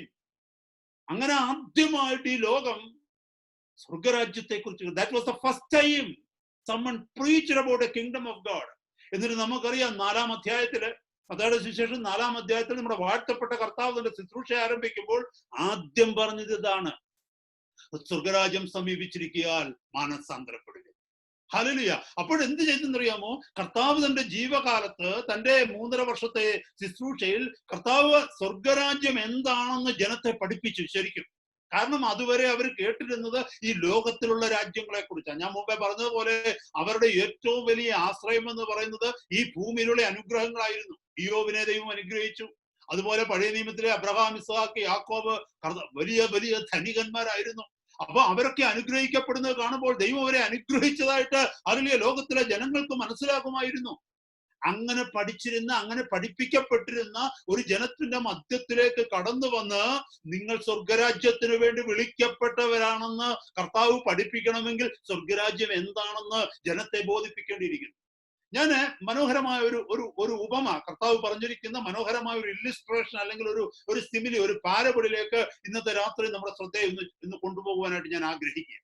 അവിടെ അത് മത്തായിയുടെ സുവിശേഷം 22-ാം അധ്യായത്തിലും അതുപോലെ തന്നെ ലൂക്കോസിന്റെ സുവിശേഷം 14-ാം അധ്യായത്തിലും ഈ ഉപമ കർത്താവ് പറയുന്നുണ്ട് സ്വർഗരാജ്യം എന്താണെന്നുള്ളത്. സ്വർഗരാജ്യത്തെ കുറിച്ച് പറയുമ്പോൾ സ്വർഗരാജ്യത്തെ കുറിച്ച് അവിടെ 22-ാം അധ്യായത്തിൽ മത്തായിയുടെ സുവിശേഷത്തിൽ 22-ാം അധ്യായം 1 മുതൽ താഴേക്ക് വായിക്കുമ്പോൾ അവിടെ പറയുന്നുണ്ട് സ്വർഗരാജ്യം തന്റെ പുത്രന് വേണ്ടി കല്യാണ സദ്യ ഒരുക്കിയ ഒരു രാജാവിനോട് സദൃശം. അപ്പൊ സ്വർഗരാജ്യം എന്ന് പറയുന്നത് ഒരു കല്യാണ സദ്യ, ഒരു വലിയ ഫീസ്റ്റിന്റെ അനുഭവമാണ്. നമുക്കറിയാം, നമ്മൾ ഈ കല്യാണ സദ്യക്കൊക്കെ പങ്കെടുക്കാൻ പോയിട്ടുള്ളവരല്ലേ, വെഡിങ് ഫീസ്റ്റിനൊക്കെ നമ്മളൊക്കെ പോയിട്ടില്ലേ? വെഡിങ് ഫീസ്റ്റിലോട്ട് പോയി കഴിഞ്ഞാൽ അവിടെ നിന്ന് ആരെങ്കിലും കരയുന്ന കണ്ടിട്ടുണ്ടോ? അവിടെ ഭയങ്കര സന്തോഷമാണ്. പ്രത്യേകിച്ച് നമ്മുടെ നാട്ടിലെ വെഡിങ് ഫീസ്റ്റ് പോലെ അല്ല ഈ ഈസ്റ്റേണിലേക്കുള്ള വെഡിങ് ഫീസ്റ്റ് എന്ന്. അവിടെ എന്ന് പറഞ്ഞാല് ഒരു വിവാഹ ആഘോഷം എന്ന് പറഞ്ഞാൽ ദിവസങ്ങൾ നീണ്ടു നിൽക്കുന്ന ആഘോഷമാണ്. പല ദിവസങ്ങൾ നീണ്ടു നിൽക്കുന്ന ആഘോഷമാണ്. അതൊരു ഉത്സവം പോലെയാണ്, ഒരു ഫെസ്റ്റീവ് സീസൺ, ഒരു ഫീസ്റ്റാണ് അവിടെ. അപ്പോൾ നമ്മുടെ വാഴ്ത്തപ്പെട്ട കർത്താവ് സ്വർഗരാജ്യത്തിന്റെ അനുഭവത്തെ ഉപമിച്ചിരിക്കുന്നത് ഒരു വലിയ ഫീസ്റ്റിനോടാണ്, ഒരു വലിയ സന്തോഷത്തിന്റെ അനുഭവത്തോടാണ്. വളരെ ശ്രദ്ധയോടെ ദൈവജനം ഇന്നത്തെ രാത്രിയിലെ വചനം കേൾക്കണം. ഒരു വലിയ സന്തോഷത്തിന്റെ അനുഭവം എന്ന് പറഞ്ഞാൽ ഈ സ്വർഗരാജ്യത്തിലേക്ക് ഒരാൾ വന്നു കഴിഞ്ഞാൽ ഒരു വലിയ ഫീസ്റ്റിനകത്ത്, ഒരു വലിയ സദ്യക്കകത്ത് കടന്നു വന്ന ഒരു അനുഭവമാണ്. എന്നെ കേൾക്കുന്ന ദൈവമക്കളെ, നമുക്ക് അവിടെ മനസ്സിലാക്കുവാനായിട്ട് കഴിയും. മത്തായിയുടെ സുവിശേഷം 22-ാം അധ്യായത്തിലും ലൂക്കോസിന് സുവിശേഷം 14-ാം അധ്യായത്തിലും നമുക്ക് മനസ്സിലാക്കുവാനായിട്ട് കഴിയും. അവിടെ അനേകരെ ഈ സദ്യക്ക് കർത്താവ് വിളിച്ചിരുന്നു, പക്ഷേ അവര് വന്നില്ല. ഹല്ലേലൂയ, അവര് വന്നില്ല. അവർക്ക് ആ സന്തോഷം അനുഭവിക്കാൻ കഴിഞ്ഞില്ല. മത്തായിയുടെ സുവിശേഷത്തിലാണെന്ന് തോന്നുന്നു 22-ാം അധ്യായം താഴേക്ക് വായിച്ചു വരുമ്പോൾ അവിടെ പറയുന്നുണ്ട്, വിളിക്കപ്പെട്ടവർ അനേകർ, തെരഞ്ഞെടുക്കപ്പെട്ടവരോ ചുരുക്കം. Many were called and a few were chosen. Praise the Lord. അപ്പൊ ഒത്തിരി പേർക്ക് ഈ ഇൻവിറ്റേഷൻ കിട്ടി. ഒത്തിരി പേർക്ക് എന്ന് പറഞ്ഞാൽ ചിലർക്ക് കിട്ടി. പക്ഷേ ആ ഇൻവിറ്റേഷൻ കിട്ടിയവർക്ക് എല്ലാവർക്കും ആ സദ്യയുടെ സന്തോഷം അനുഭവിക്കാൻ കഴിഞ്ഞില്ല എന്നവിടെ മനസ്സിലാക്കുവാനായിട്ട് കഴിയും. എന്നെ കേൾക്കുന്ന സഹോദര സഹോദരി, സ്വർഗീയമായ വിളിക്ക് ഓഹരിക്കാരാണ് നമ്മൾ. ശ്രേഷ്ഠകരമായി മഹാസന്തോഷത്തിലേക്ക് വിളിക്കപ്പെട്ടിരിക്കുന്നവരാ നമ്മൾ. റോമർക്കെഴുതിയ ലേഖനം 14-ാം അധ്യായത്തിൽ കേട്ടതുപോലെ ഹല്ലേലൂയ, ദൈവത്തിൻ്റെതായുള്ള നീതിയും സന്തോഷവും സമാധാനവും അനുഭവിക്കുവാൻ തക്കവണ്ണം ഹല്ലേലൂയ സ്വർഗരാജ്യത്തിന്റെ അനുഭവത്തിൽ വിളിക്കപ്പെട്ടവരാണ് നമ്മൾ. എന്നാൽ നമ്മളിൽ എത്ര പേര് സന്തോഷം അനുഭവിക്കുന്നുണ്ട്? ആത്മാർത്ഥതയോടൊന്ന് പറഞ്ഞേ. വ്യക്തിപരമായ ജീവിതത്തിൽ സ്വസ്ഥത അനുഭവിക്കുന്ന എത്ര പേരെന്നെ കേൾക്കുന്നുണ്ട്? സഭയ്ക്കുള്ളിലായിക്കൊള്ളട്ടെ, സഭയ്ക്ക് പുറത്താരെങ്കിലും കേൾക്കുന്നുണ്ടെങ്കിൽ അവരായിക്കൊള്ളട്ടെ. നമുക്ക് എത്ര പേർക്ക് നമ്മുടെ വ്യക്തിപരമായ ജീവിതത്തിൽ സ്വസ്ഥതയുണ്ട്? നമ്മുടെ വ്യക്തിപരമായ ജീവിതത്തിൽ സമാധാനമുണ്ട്? നമ്മുടെ വ്യക്തിപരമായ ജീവിതത്തിൽ ഉറപ്പോടെ നമുക്ക് എത്ര പേർക്ക് പറയാൻ പറ്റും, ഞാൻ ദൈവത്തിന്റെ നീതിയിലാണ് നിൽക്കുന്നത്, എന്റെ ജീവിതത്തിൽ ദൈവം അറിയാത്ത അല്ലെങ്കിൽ എന്റെ ജീവിതത്തിൽ നീതികേടില്ല എന്ന് എത്ര പേർക്ക് പറയുവാനായിട്ട് പറ്റും? നമ്മുടെ എത്ര കുടുംബങ്ങളിൽ സമാധാനമുണ്ട്? നമ്മുടെ എത്ര കുടുംബങ്ങളിൽ സന്തോഷമുണ്ട്? എത്ര ഭാര്യാഭർത്തൃ ബന്ധത്തിന്റെ മധ്യത്തിൽ ഭാര്യയ്ക്കും ഭർത്താവിനും കൂടെ ഒന്നിച്ചിരുന്ന് സന്തോഷത്തോടെ ഒരു കപ്പ് കാപ്പി കുടിച്ച് ഒരു തമാശ പറഞ്ഞ് ചിരിക്കുവാൻ നമ്മുടെ ഭവനങ്ങളിൽ എത്ര കുടുംബങ്ങൾക്ക് കഴിയുന്നുണ്ട്? ഇല്ലെന്നുണ്ടെങ്കിൽ അതിന്റെ അർത്ഥം അവർക്ക് പറ്റിയതുപോലെ ഒരു പറ്റ് നമുക്കും പറ്റിയിരിക്കുന്നു. എന്താണെന്നറിയാമോ? അവരെ വിളിച്ചിട്ടും അവർക്ക് സദ്യയുടെ സന്തോഷം അനുഭവിക്കാൻ കഴിഞ്ഞില്ല. അതുപോലെ നമ്മളെ വിളിച്ചിട്ടും നമുക്ക് ഈ സന്തോഷം അനുഭവിക്കുവാൻ കഴിയുന്നില്ല. കാരണങ്ങൾ രണ്ടും ഒന്ന് തന്നെയാണ്. ആ കാരണങ്ങളാണ് ഇന്ന് വചനത്തിൽ നമ്മൾ പഠിക്കാൻ പോകുന്നത്. Praise God. എന്റെ ജീവിതത്തിൽ എന്തുകൊണ്ട് സന്തോഷമില്ല? കർത്താവ് വാഗ്ദത്തം ചെയ്ത സമാധാനം എന്തുകൊണ്ട് എന്റെ ജീവിതത്തിൽ ഇല്ല? എന്തുകൊണ്ട് കർത്താവിന്റെ വചനത്തിൽ കാണുന്ന ആ സ്വസ്ഥത എന്റെ ജീവിതത്തിലേക്ക് കടന്നു വരുന്നില്ല? സ്വർഗത്തിലെ സകല ആത്മീക അനുഗ്രഹങ്ങളാലും ക്രിസ്തുവേശുവിൽ ഞാൻ അനുഗ്രഹിക്കപ്പെട്ടിരിക്കുന്നു എന്ന് ദൈവത്തിന്റെ വചനം പറയുന്നു. പക്ഷെ സ്വർഗത്തിലെ അനുഗ്രഹങ്ങൾ എന്തുകൊണ്ട് എന്റെ ഭവനത്തിന്റെ ഉള്ളിലേക്ക് വരുന്നില്ല? വളരെ ശ്രദ്ധയോട് ഇന്നത്തെ രാത്രി നമ്മൾ കേൾക്കണം. മറ്റുള്ളവരെ ശ്രദ്ധിക്കുവാനല്ല, നാം നമ്മെ തന്നെ ശ്രദ്ധിക്കുക. സഹോദരങ്ങളെ, നാം നമ്മെ തന്നെ ശ്രദ്ധിക്കുക. നമുക്ക് തോന്നും നമുക്ക് കുഴപ്പമൊന്നുമില്ലെന്ന്. പക്ഷെ അങ്ങനെ തോന്നുന്നത് തന്നെ ഒരു കുഴപ്പമാണ്. കാരണം നമ്മൾ ആരും പെർഫെക്റ്റ് ആയിട്ടില്ല. നമ്മളിൽ എല്ലാവരിലും മാറുവാൻ ഇനിയും ബാക്കി ഒത്തിരി കാര്യങ്ങളുണ്ട്. ഈ പ്രസംഗിക്കുന്ന ഞാനും കേൾക്കുന്ന നിങ്ങളും നമ്മൾ ഒത്തിരി മാറിയേ പറ്റൂ. ശ്രേഷ്ഠനായ കർത്താവിന്റെ അപ്പോസ്തലൻ പൗലോസ് പോലും പറഞ്ഞു, ഹല്ലേലൂയ, സ്തോത്രം, ഞാൻ ഓടുന്നതേ ഉള്ളൂ, ഞാൻ എങ്ങും എത്തിയിട്ടില്ലെന്ന്. എവിടെ എത്താമോ എന്ന് കരുതി ഞാൻ ഓടിക്കൊണ്ടേ ഇരിക്കുന്നുവെന്ന്. Praise God, hallelujah. അങ്ങനെയാണെങ്കിൽ നമ്മൾ എത്രമാത്രം ഓടണം, നമ്മളിൽ എത്രമാത്രം മാറണം. ഹല്ലേലൂയ. എന്തുകൊണ്ടാ നമുക്ക് അങ്ങനെ തോന്നുന്നറിയാമോ? നമുക്ക് മാറേണ്ടി വരത്തില്ലെന്ന്. കർത്താവ് നമുക്ക് പുതുതായിട്ടൊന്നും കാണിച്ചു തരുന്നില്ല. അതുകൊണ്ടാ. നമ്മുടെ കുഞ്ഞുങ്ങളോട് ചോദിച്ചാൽ നിങ്ങൾ ഓക്കെ ആണോ? കുഞ്ഞുങ്ങൾ പറയും ഓക്കെ ആന്ന് പറയും. പക്ഷെ അവർ ഓക്കെ ആന്നോ? ഒന്ന് ചിന്തിച്ചു നോക്കിയേ. 8 വയസ്സുള്ള, 9 വയസ്സുള്ള, 10 വയസ്സുള്ള കുഞ്ഞുങ്ങളൊക്കെ നമ്മുടെ മുമ്പിലുണ്ട്. 14, 15, 18 ഉള്ളവരുണ്ട്, 20, 22 ഉള്ളവരുണ്ട്. അവരോടൊക്കെ ഒന്ന് ചോദിച്ചു, ആർ യു ഓക്കെ? അവർ പറയാമോ okay? Is there any problem? No problem, absolutely no problem. പക്ഷെ കുറച്ച് പ്രായമായി നമ്മൾ അവരുടെ ജീവിതത്തിലോട്ട് നോക്കിയാൽ കുറവുകളുണ്ടോ അവർക്ക്? അവർ ഓക്കെ ആണോ? അല്ല. ഓക്കെ അല്ലെന്ന് തിരിച്ചറിയുവാൻ തക്കവണ്ണം അവർക്ക് കഴിയുന്നില്ല. കാരണം അവരുടെ കുറവുകൾ അവർക്ക് വെളിപ്പെട്ടു വന്നിട്ടില്ല. എന്നെ കേൾക്കുന്ന ദൈവമക്കളെ, നമുക്കൊരു കുഴപ്പവുമില്ലെന്ന് നമുക്ക് തോന്നാനുള്ള കാരണം എന്താണെന്നറിയാമോ? കർത്താവ് നമ്മുടെ കുറവുകളെ നമുക്ക് കാണിച്ചു തരുന്നില്ല എന്നുള്ളതാണ് അതിന്റെ അർത്ഥം. കാരണം നാം കർത്താവിനോട് ചോദിച്ചിട്ടില്ല, എന്റെ കുറവുകളെ എനിക്ക് കാണിച്ചു തരണമേ. നമ്മൾ പറയുന്ന ഒന്നാണ്, മറ്റുള്ളവരുടെ കുറവുകളെ എനിക്ക് കാണിച്ചു തരണമേ. കാരണം എനിക്ക് അവരെ ഒന്ന് ഉപദേശിക്കാൻ പറ്റും, എനിക്ക് അവരുടെ കുറവുകളെ കുറിച്ച് മറ്റുള്ളവരോടൊന്ന് പറയാൻ പറ്റും. പക്ഷെ എന്റെ കർത്താവ് എന്റെ കുറവുകളെ, ഹല്ലേലൂയ, സ്വർഗത്തിന്റെ ദൃഷ്ടിയിൽ അങ്ങനെ നോക്കുമ്പോൾ, സ്വർഗത്തിൽ നിന്നുകൊണ്ട് അങ്ങനെ നോക്കുമ്പോൾ എന്റെ ജീവിതത്തിന്റെ കുറവുകൾ എന്തൊക്കെയാണെന്ന് എനിക്കൊന്ന് കാണിച്ചു തരണമേ എന്ന് ഉപവസിച്ച് പ്രാർത്ഥിക്കുന്നുവെങ്കിൽ ദൈവവേദലെ വ്യക്തമായി കർത്താവ് 1000 കുറവുകൾ നമ്മുടെ ജീവിതത്തിൽ കർത്താവ് കാണിച്ചു തരും. അതാണ് ആത്മീക വളർച്ച എന്ന് പറയുന്നത്. നമ്മളിൽ പലർക്കും വളരാൻ ഇനി ബാക്കിയില്ലെന്നുള്ള ചിന്തയിലാണ് നമ്മൾ ഇരിക്കുന്നത്. കാരണം നമുക്കറിയാവുന്ന കാര്യങ്ങളൊക്കെ നമ്മൾ ചെയ്തു, കുഴപ്പമൊന്നുമില്ല. മറ്റുള്ളവരുമായിട്ട് കമ്പയർ ചെയ്യുമ്പോൾ നമ്മൾ ഒത്തിരി ബെറ്റർ ആണെന്നാ തോന്നുന്നത്. എന്നെ കേൾക്കുന്ന ദൈവമക്കളെ, ഒരു യഥാർത്ഥ ദൈവ പൈതലിന് അങ്ങനെ ആശ്വസിക്കുവാൻ കഴിയുന്നത് മരണശേഷം മാത്രമേ ഉള്ളൂ. കാരണം മരിക്കുന്നത് വരെ നാം വളരേണ്ടവരാണ്. മരിക്കുന്നത് വരെ നമ്മുടെ ജീവിതത്തിൽ കുറവുകൾ ഉണ്ടായിക്കൊണ്ടേയിരിക്കും. Every day. ഞാൻ അറിയാത്ത എത്രയോ പാപങ്ങൾ ഒരുപക്ഷെ എന്റെ ജീവിതത്തിൽ ഉണ്ടാകാം. കർത്താവ് കാണിച്ചു തരുന്നില്ലെങ്കിൽ I will have no clue about that. അതുകൊണ്ട് ഈ ദിവസങ്ങൾ നമ്മൾ പ്രാർത്ഥിക്കണം. നമുക്ക് ദൈവവചനത്തിലേക്ക് ഒന്ന് വരാം. എന്തുകൊണ്ട് ആ വലിയ സന്തോഷത്തിലേക്ക് വിളിക്കപ്പെട്ടവർക്ക് സന്തോഷം അനുഭവിക്കുവാൻ കഴിഞ്ഞില്ല? Praise God. അത് തന്നെയാണ്, അതേ കാരണങ്ങളാണ് ഇന്ന് നമ്മുടെ ജീവിതത്തിലും കാരണങ്ങളായിരിക്കുന്നത് ഈ സന്തോഷം അനുഭവിക്കുവാൻ കഴിയാത്തതിന്റെ കാരണം. നമുക്ക് ലൂക്കോസിന്റെ സുവിശേഷത്തിലേക്ക് വരാം. ലൂക്കോസിന്റെ സുവിശേഷത്തിലേക്ക് വരുമ്പോൾ, ലൂക്കോസിന് ശേഷം 14-ാം അധ്യായത്തിൽ നിന്ന് നമുക്ക് കർത്താവ് പറഞ്ഞ ഉപമ ഒന്ന് കേൾക്കാം. 16 മുതൽ താഴെ 24 വരെയുള്ള വാക്യങ്ങളാണ്. സമയമില്ലെങ്കിൽ തന്നെയും ഞാനൊന്ന് ഓടിച്ചു വായിക്കാനായിട്ട് ആഗ്രഹിക്കുന്നു. കാരണം ദൈവവചനം വായിക്കുന്നതും അത് കേൾക്കുന്നതും എല്ലാം അനുഗ്രഹമാണ്. നിങ്ങൾ ആ വചനത്തിലേക്ക് നോക്കണം. My children, I am reading from Gospel of Luke chapter 14 verses 16 to 24. This is talking about the kingdom of God. അവിടെ എഴുതിയിരിക്കുന്നു, ഒരു മനുഷ്യൻ വലിയൊരു അത്താഴം ഒരുക്കി പലരെയും ക്ഷണിച്ചു. ഇതിന്റെ അതേ പാരലൽ പാസേജ് ആണ് ഞാൻ മുമ്പേ പറഞ്ഞ പോലെ മത്തായിയുടെ സുവിശേഷം 22-ാം അധ്യായത്തിൽ താഴേക്കുള്ളത്. Praise God. നിങ്ങൾക്ക് അത് കമ്പയർ ചെയ്ത് നോക്കാൻ പറ്റും. അത്താഴ സമയത്ത് അവൻ തന്റെ ദാസനെ അയച്ച് ആ ക്ഷണിച്ചവരോട്, എല്ലാം ഒരുങ്ങിയിരിക്കുന്നു, വരുവീൻ എന്ന് പറയിച്ചു.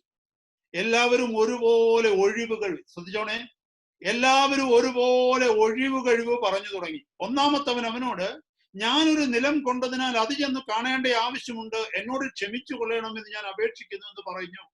എത്ര സിമിലാരിറ്റി നമ്മുടെ ജീവിതത്തിലുണ്ടെന്നറിയാമോ?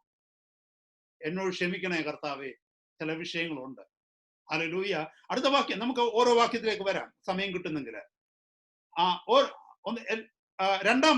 രണ്ടാമത്തവൻ, ഞാൻ 5 കാളയെ കൊണ്ടിട്ടുണ്ട്, അവയെ ശോധന ചെയ്യുവാൻ പോകുന്നു, എന്നോട് ക്ഷമിച്ചു കൊള്ളണം. ഇവരെല്ലാരും പറയുന്നത് എന്നോട് ക്ഷമിക്കണേ എന്നാ പറയുന്നത്. നമ്മളൊക്കെ പറയത്തില്ലേ, ദൈവത്തോട് ക്ഷമിക്കണേ എന്ന് പറഞ്ഞാൽ കർത്താവ് ക്ഷമിക്കുമെന്നാ അല്ലേ? ഇവിടെ നോക്കിക്കോണം, വചനത്തിന്റെ ഏതാ സഹോദരങ്ങൾ ആരോ പ്രാർത്ഥിച്ചപ്പോ കേട്ടു പറഞ്ഞത്, നമ്മൾ ഈ ഇതൊക്കെ വായിക്കുമ്പോൾ ഇതിന്റെ ആഴം അറിയണം, ആഴങ്ങൾ ഗ്രഹിക്കണം. മാനുഷികമായ ചിന്തകളിലും ബുദ്ധിയിലും അല്ല വചനം പഠിക്കേണ്ടത്. പരിശുദ്ധാത്മാവിന്റെ അർത്ഥം നമുക്ക് വെളിപ്പെടുത്തി തരണം.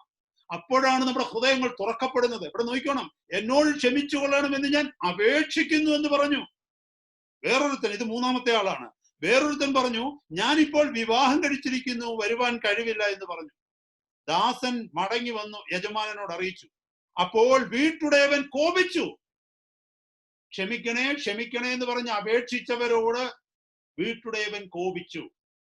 നമുക്കറിയാം, കർത്താവ് ഇത് പറയുമ്പോൾ ഈ അത്താഴം ഒരുക്കിയ രാജാവ് എന്ന് പറയുന്നത് ദൈവമാണ്. Price the Lord. ഹല്ലേലൂയ. തന്റെ പുത്രന് വേണ്ടി കല്യാണ സദ്യ ഒരുക്കിയെന്നാണ് മത്തായിയുടെ സുവിശേഷം 22 പറയുന്നത്. തന്റെ പുത്രന്റെ കല്യാണ സദ്യ എന്ന് പറഞ്ഞാൽ യേശു കർത്താവിന്റെ കല്യാണ സദ്യക്ക് വേണ്ടി വിളിക്കപ്പെട്ടവരാ. We are suppose to be the bride. അതിലെ കർത്താവിനോടുകൂടെ വിവാഹത്തിന് വേണ്ടി വിളിക്കപ്പെട്ടവരാണ് നമ്മള്. ചിന്തിക്കണം. അപ്പൊ ഇവിടെ വിളിച്ചത് ആരെന്ന് ചോദിച്ചാൽ ദൈവമാണ് വിളിച്ചത്. അപ്പൊ ഇവിടെ ഈ ദൈവത്തോടാണ് ക്ഷമിക്കണേ ക്ഷമിക്കണേ, എനിക്ക് ചില തക്കതായ കാരണങ്ങളുണ്ട്, ക്ഷമിക്കണേ ക്ഷമിക്കണേ എന്ന് പറഞ്ഞ് അപേക്ഷിക്കുമ്പോൾ ഇവിടെ നമുക്ക് ഫൈനലി കാണാൻ പറ്റും ദൈവം കോപിച്ചതായിട്ട്. വീട്ടുടയവൻ കോപിച്ചു. നോക്കിക്കേ, ദാസനോട്, നീ വേഗം പട്ടണത്തിലെ വീതികളിലും ഇടത്തെരുവുകളിലും ചെന്ന് ദരിദ്രർ, അംഗഹീനർ, കുരുടന്മാർ, മുടന്തന്മാർ എന്നിവരെ കൂട്ടുകൊട്ടി വരിക എന്ന് കൽപ്പിച്ചു. പിന്നെ ദാസൻ യജമാനനെ കൽപ്പിച്ചോ ചെയ്തിരിക്കുന്നു, ഇനിയും സ്ഥലമുണ്ട് എന്ന് പറഞ്ഞു. യജമാനൻ ദാസനോട്, നീ പെരുവഴികളിലും വേലിക്കരികളിലും പോയി എന്റെ വീട് നിറയേണ്ടതിന് കണ്ടവരെ അകത്തു വരുവാൻ നിർബന്ധിക്കുക. എന്നിട്ട് പ്രധാനപ്പെട്ട വാക്യം 24-ാമത്തെ വാക്യം, ആ ക്ഷണിച്ച പുരുഷന്മാർ ആരും എന്റെ അത്താഴം ആസ്വദിക്കയില്ല എന്ന് ഞാൻ നിങ്ങളോട് പറയുന്നു. ആ ക്ഷണിച്ച പുരുഷന്മാരാരും എന്റെ അത്താഴം ആസ്വദിക്കയില്ല എന്ന് ഞാൻ നിങ്ങളോട് പറയുന്നു. തമാശക്കല്ല അവരെ ക്ഷണിച്ചത്. ഞാനൊരു കാര്യം ചോദിക്കട്ടെ ദൈവമക്കളെ, ഇവിടെ ബക്കിംഗ്ഹാം പാലസില് രാജ്ഞി പലതവണ വിരുന്നുകൾ ഒരുക്കാറുണ്ട്. എനിക്ക് ഇതുവരെയും ഒരു ക്ഷണം കിട്ടിയിട്ടില്ല.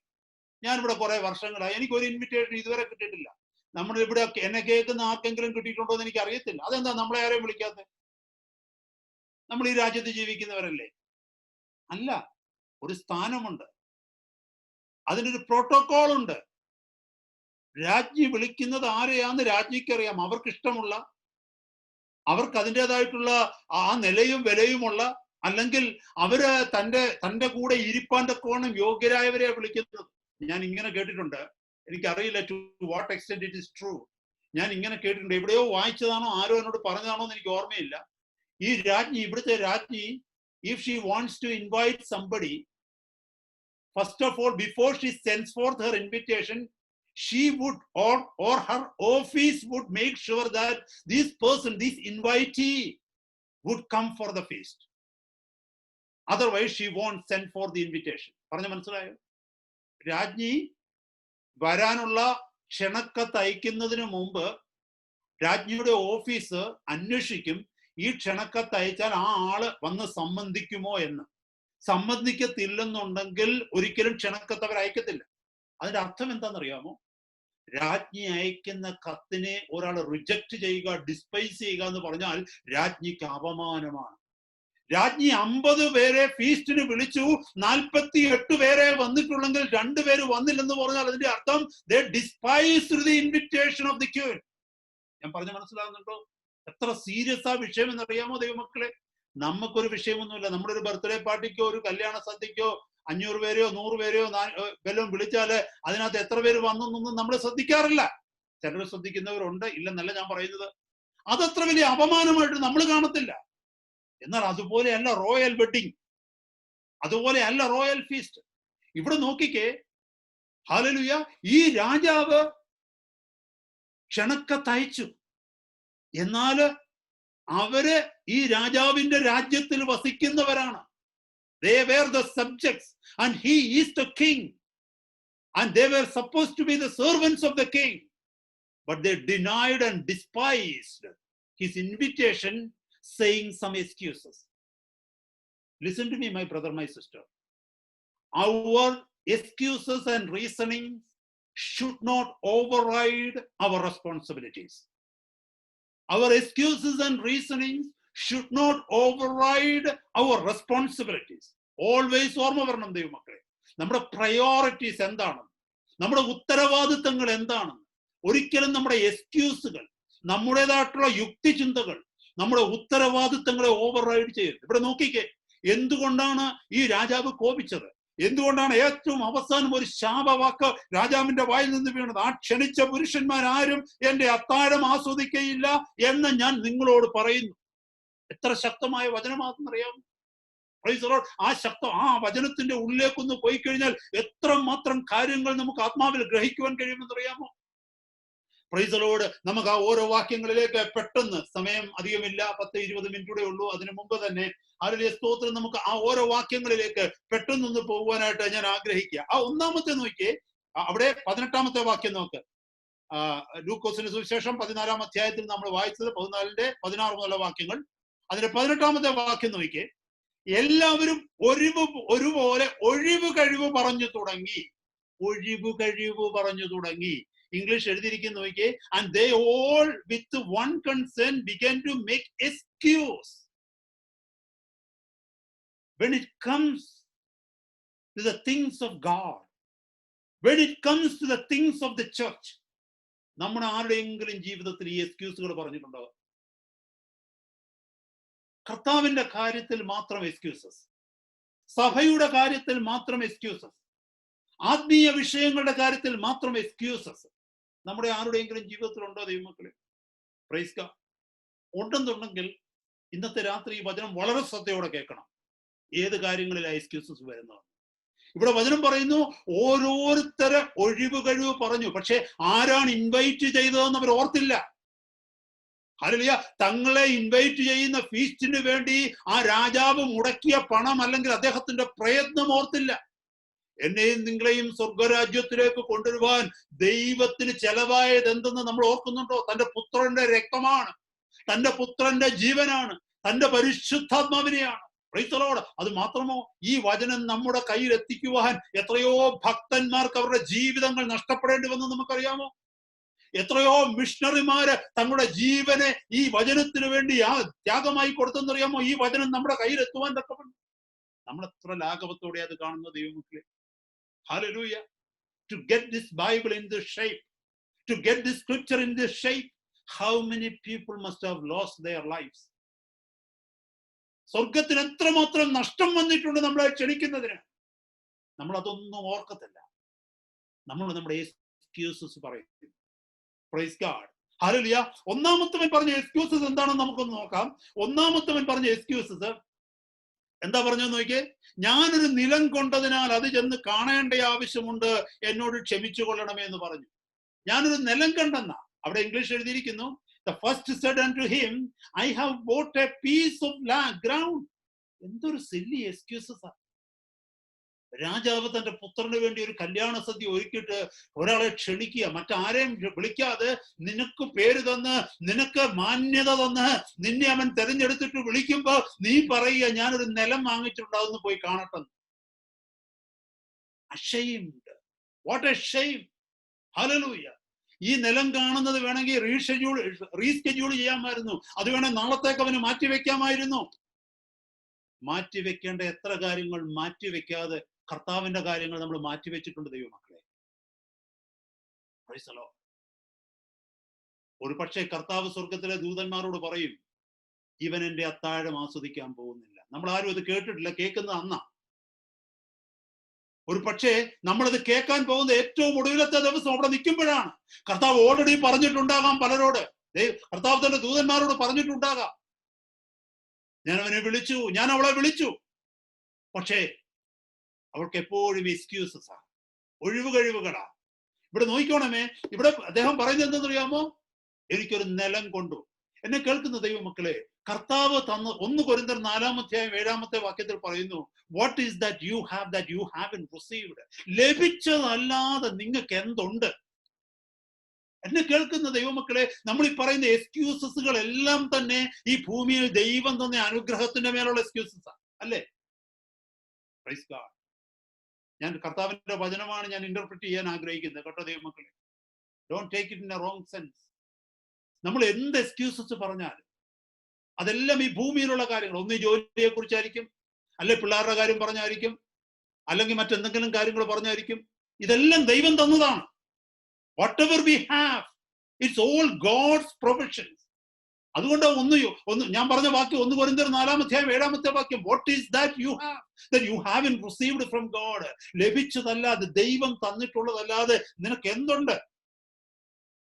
ഹല്ലേലൂയ. നമ്മൾ മനസ്സിലാക്കണം. അതുപോലെ ഒരു 2 വാക്യം പുറകോട്ടൊന്ന് വായിച്ചു കഴിഞ്ഞാൽ ഒരു ശ്രേഷ്ഠമായ റെവലേഷൻ അവിടെ നമ്മുടെ വാഴ്ത്തപ്പെട്ട കർത്താവ് പറയുന്നുണ്ട്. 12-ാം അധ്യായത്തിലേക്ക് വരുമ്പോഴ്, 12-ാം അധ്യായം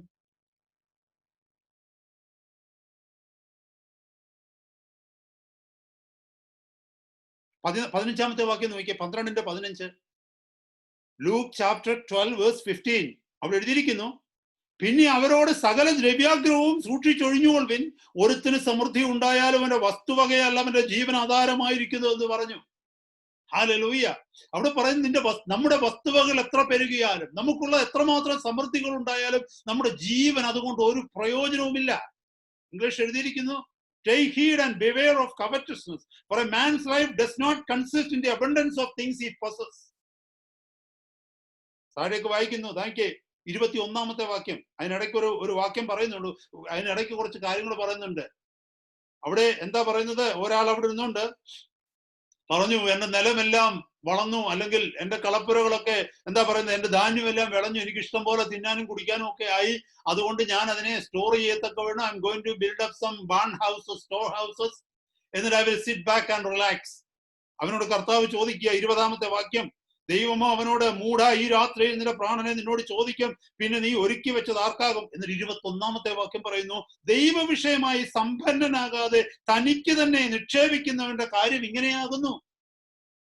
നാം നമ്മളെ കുറിച്ച് ചിന്തിച്ച്, നമ്മുടെ വഴികളെ കുറിച്ച് ചിന്തിച്ച്, ദൈവവിഷയമായി സമ്പന്നനാകുന്നില്ലെങ്കിൽ നമ്മുടെ അവസ്ഥ എങ്ങനെയാകുമെന്ന് അവിടെ പറഞ്ഞു. ഞാനത് വേറൊരു ചാപ്റ്റർ, അതൊരു വേറൊരു സെർമണാണ്, ഞാൻ ആ ഭാഗത്തേക്ക് പോകുന്നില്ല. ദൈവമക്കളെ, നാം മറന്നു പോകരുത്. ദൈവം തന്ന നന്മകൾ നമുക്ക് അനുഭവിക്കാം. പക്ഷെ ഒരിക്കലും ദൈവം തന്ന നന്മകൾ ദൈവത്തോടുള്ള ഫെലോഷിപ്പിന് തടസ്സമായി മാറരുത്. ദൈവം തന്ന നന്മകൾ, ദൈവം നമ്മെ ഏൽപ്പിച്ചിരിക്കുന്ന ഉത്തരവാദിത്തങ്ങൾക്ക് തടസ്സമായി മാറരുത്. നീ ഒരു ദൈവ പൈതലാണ്, നീ ഒരു ദൈവത്തിന്റെ ദാസനാണ്, നീ ഒരു ദൈവത്തിന്റെ ദാസിയാണ്, നീ ദൈവസഭയിൽ ഉത്തരവാദിത്തപ്പെട്ട ഒരു മെമ്പറാണ്, ഒരു അംഗമാണ്. നിനക്ക് ദൈവം ചില ഉത്തരവാദിത്തങ്ങൾ ഏൽപ്പിച്ചു തന്നിരിക്കുന്നു ചെയ്യുവാനായി. That is your priority number 1, not priority number 10, because you are going to be living eternally with him. In this world you may be, or I may be, living for 80 years or 100 or 120 years. നമുക്ക് ഏറ്റവും ശ്രേഷ്ഠമായിട്ടുള്ളത്, വിലയേറിയത് നിത്യതയാണ്. നാം മറന്നു പോകരുത്. സമയം ഒത്തിരി പെട്ടെന്ന് പോകുന്നല്ലോ, വളരെ സ്പീഡിൽ സമയം പോകുന്നു. അടുത്ത 2-ാമത്തേത് നോക്കിയേ. 2-ാമത്തെ വാക്യത്തിൽ, ആ 14-ാം അധ്യായത്തിന്റെ 19-ാമത്തെ വാക്യം നോക്കിയേ. മറ്റൊരുത്തൻ, ഞാൻ 5 കാളയെ കൊണ്ടിട്ടുണ്ട്, അവയെ ശോധന ചെയ്യുവാൻ പോകുന്നതിനോട് ക്ഷമിച്ചു കൊള്ളണമേ എന്ന് പറഞ്ഞു. 5 കാളയെ കൊണ്ടിട്ടുണ്ടെന്ന് പറഞ്ഞാല്, പണ്ട് കൈ കൊണ്ടായിരുന്നു നിലം വീഴുന്നത്, ഇപ്പൊ കുറച്ചുകൂടെ ഒക്കെ സൗകര്യമൊക്കെ ആയി. ഞാൻ എന്ത് ചെയ്യുന്ന വെച്ചാല് ഒരു 5 ജോഡി കാളകളെ വാങ്ങിച്ചിട്ടുണ്ട് എന്ന് പറഞ്ഞാല്, I am bit concerned about my comforts, how to make my life easier.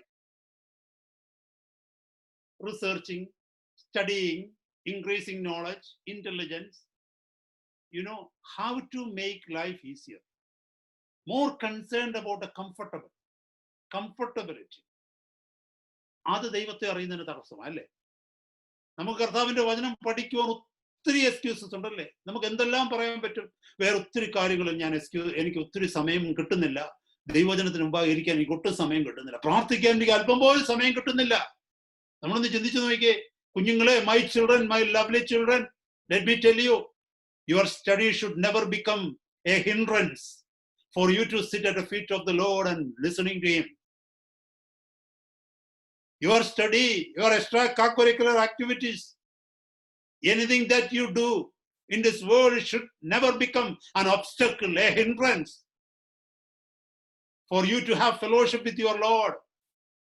You are called for a feast. You are in the kingdom of God. That is your priority number 1. I don't say that spend 2 hours or 3 hours with the Lord. I don't say that. But give him priority in your life. ഇവിടെ നോക്കിക്കേ, ഈ മനുഷ്യൻ പറയാണ്, എനിക്ക് 5 കാളെ ഞാൻ കൊണ്ടിട്ടുണ്ട്. This is a picture of a modern man who is so busy in his earthly life, who is so busy making little more money to make his life comfortable. കുറച്ചുകൂടെ പൈസ ഉണ്ടാക്കുക, എന്തിനാ ലൈഫ് കംഫർട്ടബിൾ ആക്കണം? ഇപ്പോഴുള്ളത് പോരാ എനിക്ക്, കുറച്ചുകൂടെ അധ്വാനിക്കെങ്കിൽ കുറച്ചുകൂടെ എന്റെ ലൈഫ് കംഫർട്ടബിൾ ആവും. There is nothing wrong in it.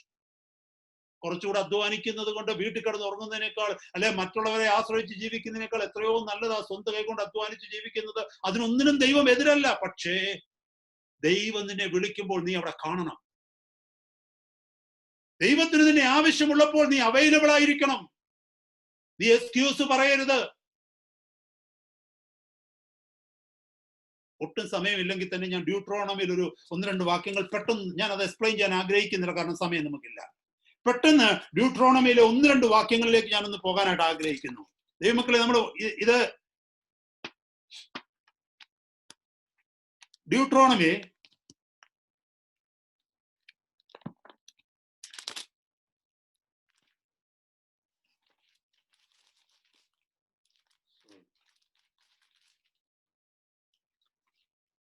6-ാം അധ്യായത്തിലേക്ക് ഒന്ന് വന്നേ. 6-ാം അധ്യായം 11-ാമത്തെ വാക്യം. ഡ്യൂട്രോണമി, ആവർത്തന പുസ്തകം 6-ാം അധ്യായം 11-ാമത്തെ വാക്യം. നീ നിറയ്ക്കാത്ത സകല സമ്പത്തും നിറഞ്ഞിരിക്കുന്ന വീടുകളും, നീ കുഴിക്കാത്ത കിണറുകളും, നീ നട്ടുണ്ടാക്കാത്ത മുന്തിരിത്തോട്ടങ്ങളും ഒലിവ് തോട്ടങ്ങളും നിനക്ക് തരികയും നീ തിന്ന് തൃപ്തി പ്രാപിക്കുകയും ചെയ്യുമ്പോൾ നിന്നെ അടിമ വീടായ മിസ്രൈം ദേശത്ത് നിന്ന് കൊണ്ടുവന്ന യഹോവയെ മറക്കാതിരിക്കാൻ നീ സൂക്ഷിക്കണം. ഇത് പോസിബിലിറ്റിയാ. ഈ നാട്ടിൽ നമ്മൾ കടന്നു വന്ന ദൈവമക്കളെ, നമ്മൾ പണിയാത്ത വീടുകളിലാണ് നമ്മൾ താമസിക്കുന്നത്, അല്ലേ? നമ്മൾ ഓരോ അധ്വാനവും ചെയ്യാത്തതാണ് നമ്മൾ ഇന്ന് നമ്മൾ അനുഭവിച്ചുകൊണ്ടിരിക്കുന്നത്. സർവശക്തനായവൻ പറയുന്നു, നിന്നെ കൊണ്ടുവന്ന ദൈവത്തെ നീ മറന്നു പോകരുതെന്ന്. എന്നെ കൊണ്ടുവന്ന ദൈവത്തെ ഞാൻ മറന്നു പോകരുതെന്ന്. എനിക്ക് വേണ്ടി വഴികളെ തുറന്നവനെ ഞാൻ മറക്കരുതെന്ന്. എനിക്ക് ആ വാക്യങ്ങളൊക്കെ കുറച്ചുകൂടെ പറയണമെന്ന് ഉണ്ട്. 20-ാമത്തെ വാക്യം ഒന്ന് നോക്കിയേ. നമ്മുടെ ദൈവമായ യഹോവ നിങ്ങളോട് കൽപ്പിച്ചിട്ടുള്ള സാക്ഷ്യങ്ങളും ചട്ടങ്ങളും വിധികളും എന്ത് എന്ന് നാളെ നിന്റെ മകൻ നിന്നോട് ചോദിക്കുമ്പോൾ നീ നിന്റെ മകനോട് പറയണം. പറയേണ്ടത് എന്തെന്നാൽ താഴെ പറയുന്നുണ്ട്, എന്റെ ദൈവം എന്നെ കൊണ്ടുവന്നതാണ്. ഇതിന് യോഗ്യത ഇല്ലാതിരുന്നിടത്ത്, എന്നെക്കാൾ വിദ്യാഭ്യാസം ഉണ്ടായിരുന്നവർ ഉണ്ടിടത്ത്, എന്നെക്കാൾ എല്ലാം കൊണ്ടും മഹിമകൾ ഉണ്ടായിരുന്ന പലരെയും മാറ്റിയിട്ട് എന്നെ അവിടെ നിന്ന് ഇവിടെ കൊണ്ടുവന്ന് എന്റെ ദൈവത്തിന്റെ കൃപയാണെന്ന് മക്കളോട് പറയണമെന്ന്. മക്കളത് മനസ്സിലാക്കണമെങ്കിൽ നമ്മുടെ ജീവിതം അങ്ങനെയായിരിക്കണം. Price God, hallelujah. നാം മറന്നു പോകരുതെന്നാണ് അവിടുത്തെ വാക്യം പറയുന്നത്. നോക്കിയേ, 13-ാമത്തെ വാക്യം പറയുന്നു, നിന്റെ ദൈവമായ യഹോവയെ ഭയപ്പെട്ടവനെ സേവിക്കണം, അവന്റെ നാമത്തിൽ സത്യം ചെയ്യണം. കർത്താവിനെ സേവിക്കണം. 8-ാമത്തെ അധ്യായത്തിൽ, പെട്ടെന്ന് സമയമില്ലല്ലോ, 8-ാമത്തെ അധ്യായത്തിലേക്ക് ഒന്ന് പോയി 2 പേജുകൾ കഴിഞ്ഞിട്ട് 8-ാം അധ്യായത്തിന്റെ 10-ാമത്തെ വാക്യം, 8:10. Deuteronomy chapter 8:10. ആവർത്തന പുസ്തകം 8-ാം അധ്യായം 10-ാമത്തെ വാക്യം. നീ ഭക്ഷിച്ച് തൃപ്തി പ്രാപിക്കുമ്പോൾ നിന്റെ ദൈവമായ യഹോവ നിനക്ക് തന്നിരിക്കുന്ന നല്ല ദേശത്തെ കുറിച്ച് നീ അവന് സ്തോത്രം ചെയ്യണം. Price the Lord. കഷ്ടത നമ്മുടെ ജീവിതത്തിൽ കടന്നു വരുമ്പോൾ കണ്ണുനീരോടെ നാം പ്രാർത്ഥിക്കും. എന്നാൽ നന്മകൾ നമ്മുടെ ജീവിതത്തിൽ കടന്നു വരുമ്പോൾ, എല്ലാത്തിനും തൃപ്തി നമ്മുടെ ജീവിതത്തിൽ ഉണ്ടാകുമ്പോൾ നാം മാറ്റിവെക്കുന്നത് പ്രാർത്ഥനയാ, അല്ലേ? ശരിയല്ലേ? നമ്മൾ ആലസ്യത്തിലേക്ക് പോകും. സുഖ സൗകര്യങ്ങൾ വർദ്ധിക്കുമ്പോൾ, ബിസിനസ് വർദ്ധിക്കുമ്പോൾ, ജോലി സാധ്യതകൾ വർദ്ധിക്കുമ്പോൾ ആരുടെ പ്രാർത്ഥിക്കുവാനുള്ള സമയം നമ്മുടെ ജീവിതത്തിൽ കുറഞ്ഞു കുറഞ്ഞു വരും. ശരിയല്ലേ? ജോലി ഇല്ലാതിരുന്ന നാളുകളിൽ കണ്ണുനീരോട് ഉപവസിച്ച് പ്രാർത്ഥിച്ചിട്ടുണ്ട്, ഇല്ലേ? ആവശ്യത്തിന് സാമ്പത്തിക ഭദ്രത ഇല്ലാതിരുന്ന നാളുകളിൽ കണ്ണുനീരോടെ ഉപവസിച്ചിട്ട് പ്രാർത്ഥിച്ചിട്ടുണ്ട്. ശരീരത്തിൽ രോഗം വന്നപ്പോൾ, നാം വേദനകളിലൂടെ കടന്നു പോകേണ്ടി വന്നപ്പോൾ ആരും പ്രാർത്ഥിക്കാൻ നമ്മളോട് ആരും പറയേണ്ടി വന്നില്ല. എന്നാൽ നമ്മുടെ സാഹചര്യങ്ങൾ മാറിയപ്പോൾ, നമ്മുടെ ജീവിതത്തിലേക്ക് തൃപ്തിയുടെ അനുഭവം കടന്നു വന്നപ്പോൾ, ഹല്ലേലൂയ, നാം ആഗ്രഹിച്ചത് പലതും നമ്മുടെ കയ്യിൽ ഒതുങ്ങിയപ്പോൾ, praise the Lord, we are so busy with all these things. Hallelujah. ഈ വാക്യം ഒന്ന് നോക്കിയേ. അടുത്തൊരു വാക്യം പറയുന്നു, 17-ാമത്തെ വാക്യം നോക്കിയേ. എന്നെ ഭയപ്പെടുത്തുന്ന ഒരു വാക്യം അത്. ഞാൻ വായിക്കുന്ന സമയത്തൊക്കെ എന്നെ ഭയപ്പെടും അത്. വേഴ്സ് 17, എന്റെ ശക്തിയും എന്റെ കൈയുടെ ബലവും ഈ സമ്പത്ത് ഉണ്ടാക്കിയെന്ന് നിന്റെ ഹൃദയത്തിൽ പറയാതിരിക്കുവാൻ നീ സൂക്ഷിച്ചുകൊള്ളണം. ഹൃദയത്തിൽ, വെളിയിൽ ആരോടും പറയുന്നതല്ല, ഹൃദയത്തിൽ പോലും നീ പറയരുത് ഞാൻ അധ്വാനിച്ചിട്ടുണ്ടാക്കിയതാണ്, ഞാൻ കഷ്ടപ്പെട്ടുണ്ടാക്കിയതാണ്. നിന്റെ ഹൃദയത്തിൽ പറയാതിരിക്കാൻ നീ സൂക്ഷിക്കണം. എന്നെ കേൾക്കുന്ന ദൈവമക്കളെ, കർത്താവിന്റെ വചനമായതൊക്കെ കർത്താവിന്റെ കൽപ്പനകളാ. അവിടെ നമ്മുടെ അവസ്ഥകൾക്ക് ഭേദം വരുത്തുമ്പോൾ, അവിടെ നമ്മളെ സഹായിക്കുമ്പോൾ, അവിടെ നമ്മളെ പല കാര്യങ്ങളിൽ മാനിക്കുമ്പോൾ, നമ്മളെ മാനിച്ച് നമ്മുടെ കർത്താവിനെ മറന്നു പോകരുത്. വേഗം തേർഡ് വൺ, മൂന്നാമത്തെ ആൾ എന്തോ പറഞ്ഞെന്ന് വായിച്ചേ. മൂന്നാമത്തെ ആൾ പറഞ്ഞ നല്ലൊരു കാര്യമാണ് പറഞ്ഞു. എന്തോന്നറിയാമോ? അദ്ദേഹം പറഞ്ഞത്, ഞാന് എവിടെയാ 20ാമത്തെ വാക്യം, വേറൊരുത്തൻ മൂന്നാമത്തെ ആൾ പറയാ, ഞാനിപ്പോൾ വിവാഹം കഴിച്ചിരിക്കുന്നു, വരുവാൻ കഴിവില്ലെന്ന് പറഞ്ഞു. ഈ പുള്ളി എന്നോട് അപേക്ഷിക്കണമെന്നൊന്നും അല്ല പറഞ്ഞു, എന്നെ കൊണ്ട് പറ്റത്തില്ല വരാൻ. ഇംഗ്ലീഷ് എഴുതിയിരിക്കുന്ന ഐ കാനോട്ട് കം.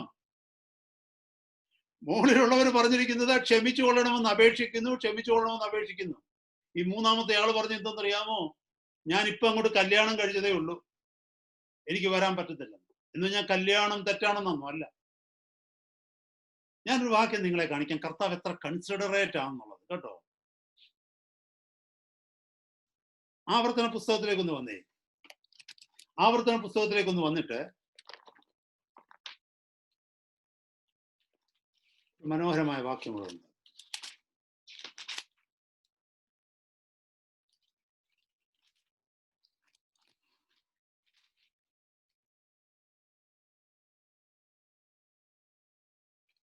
ഇരുപത്തിനാലാം അധ്യായം 5ാമത്തെ വാക്യം.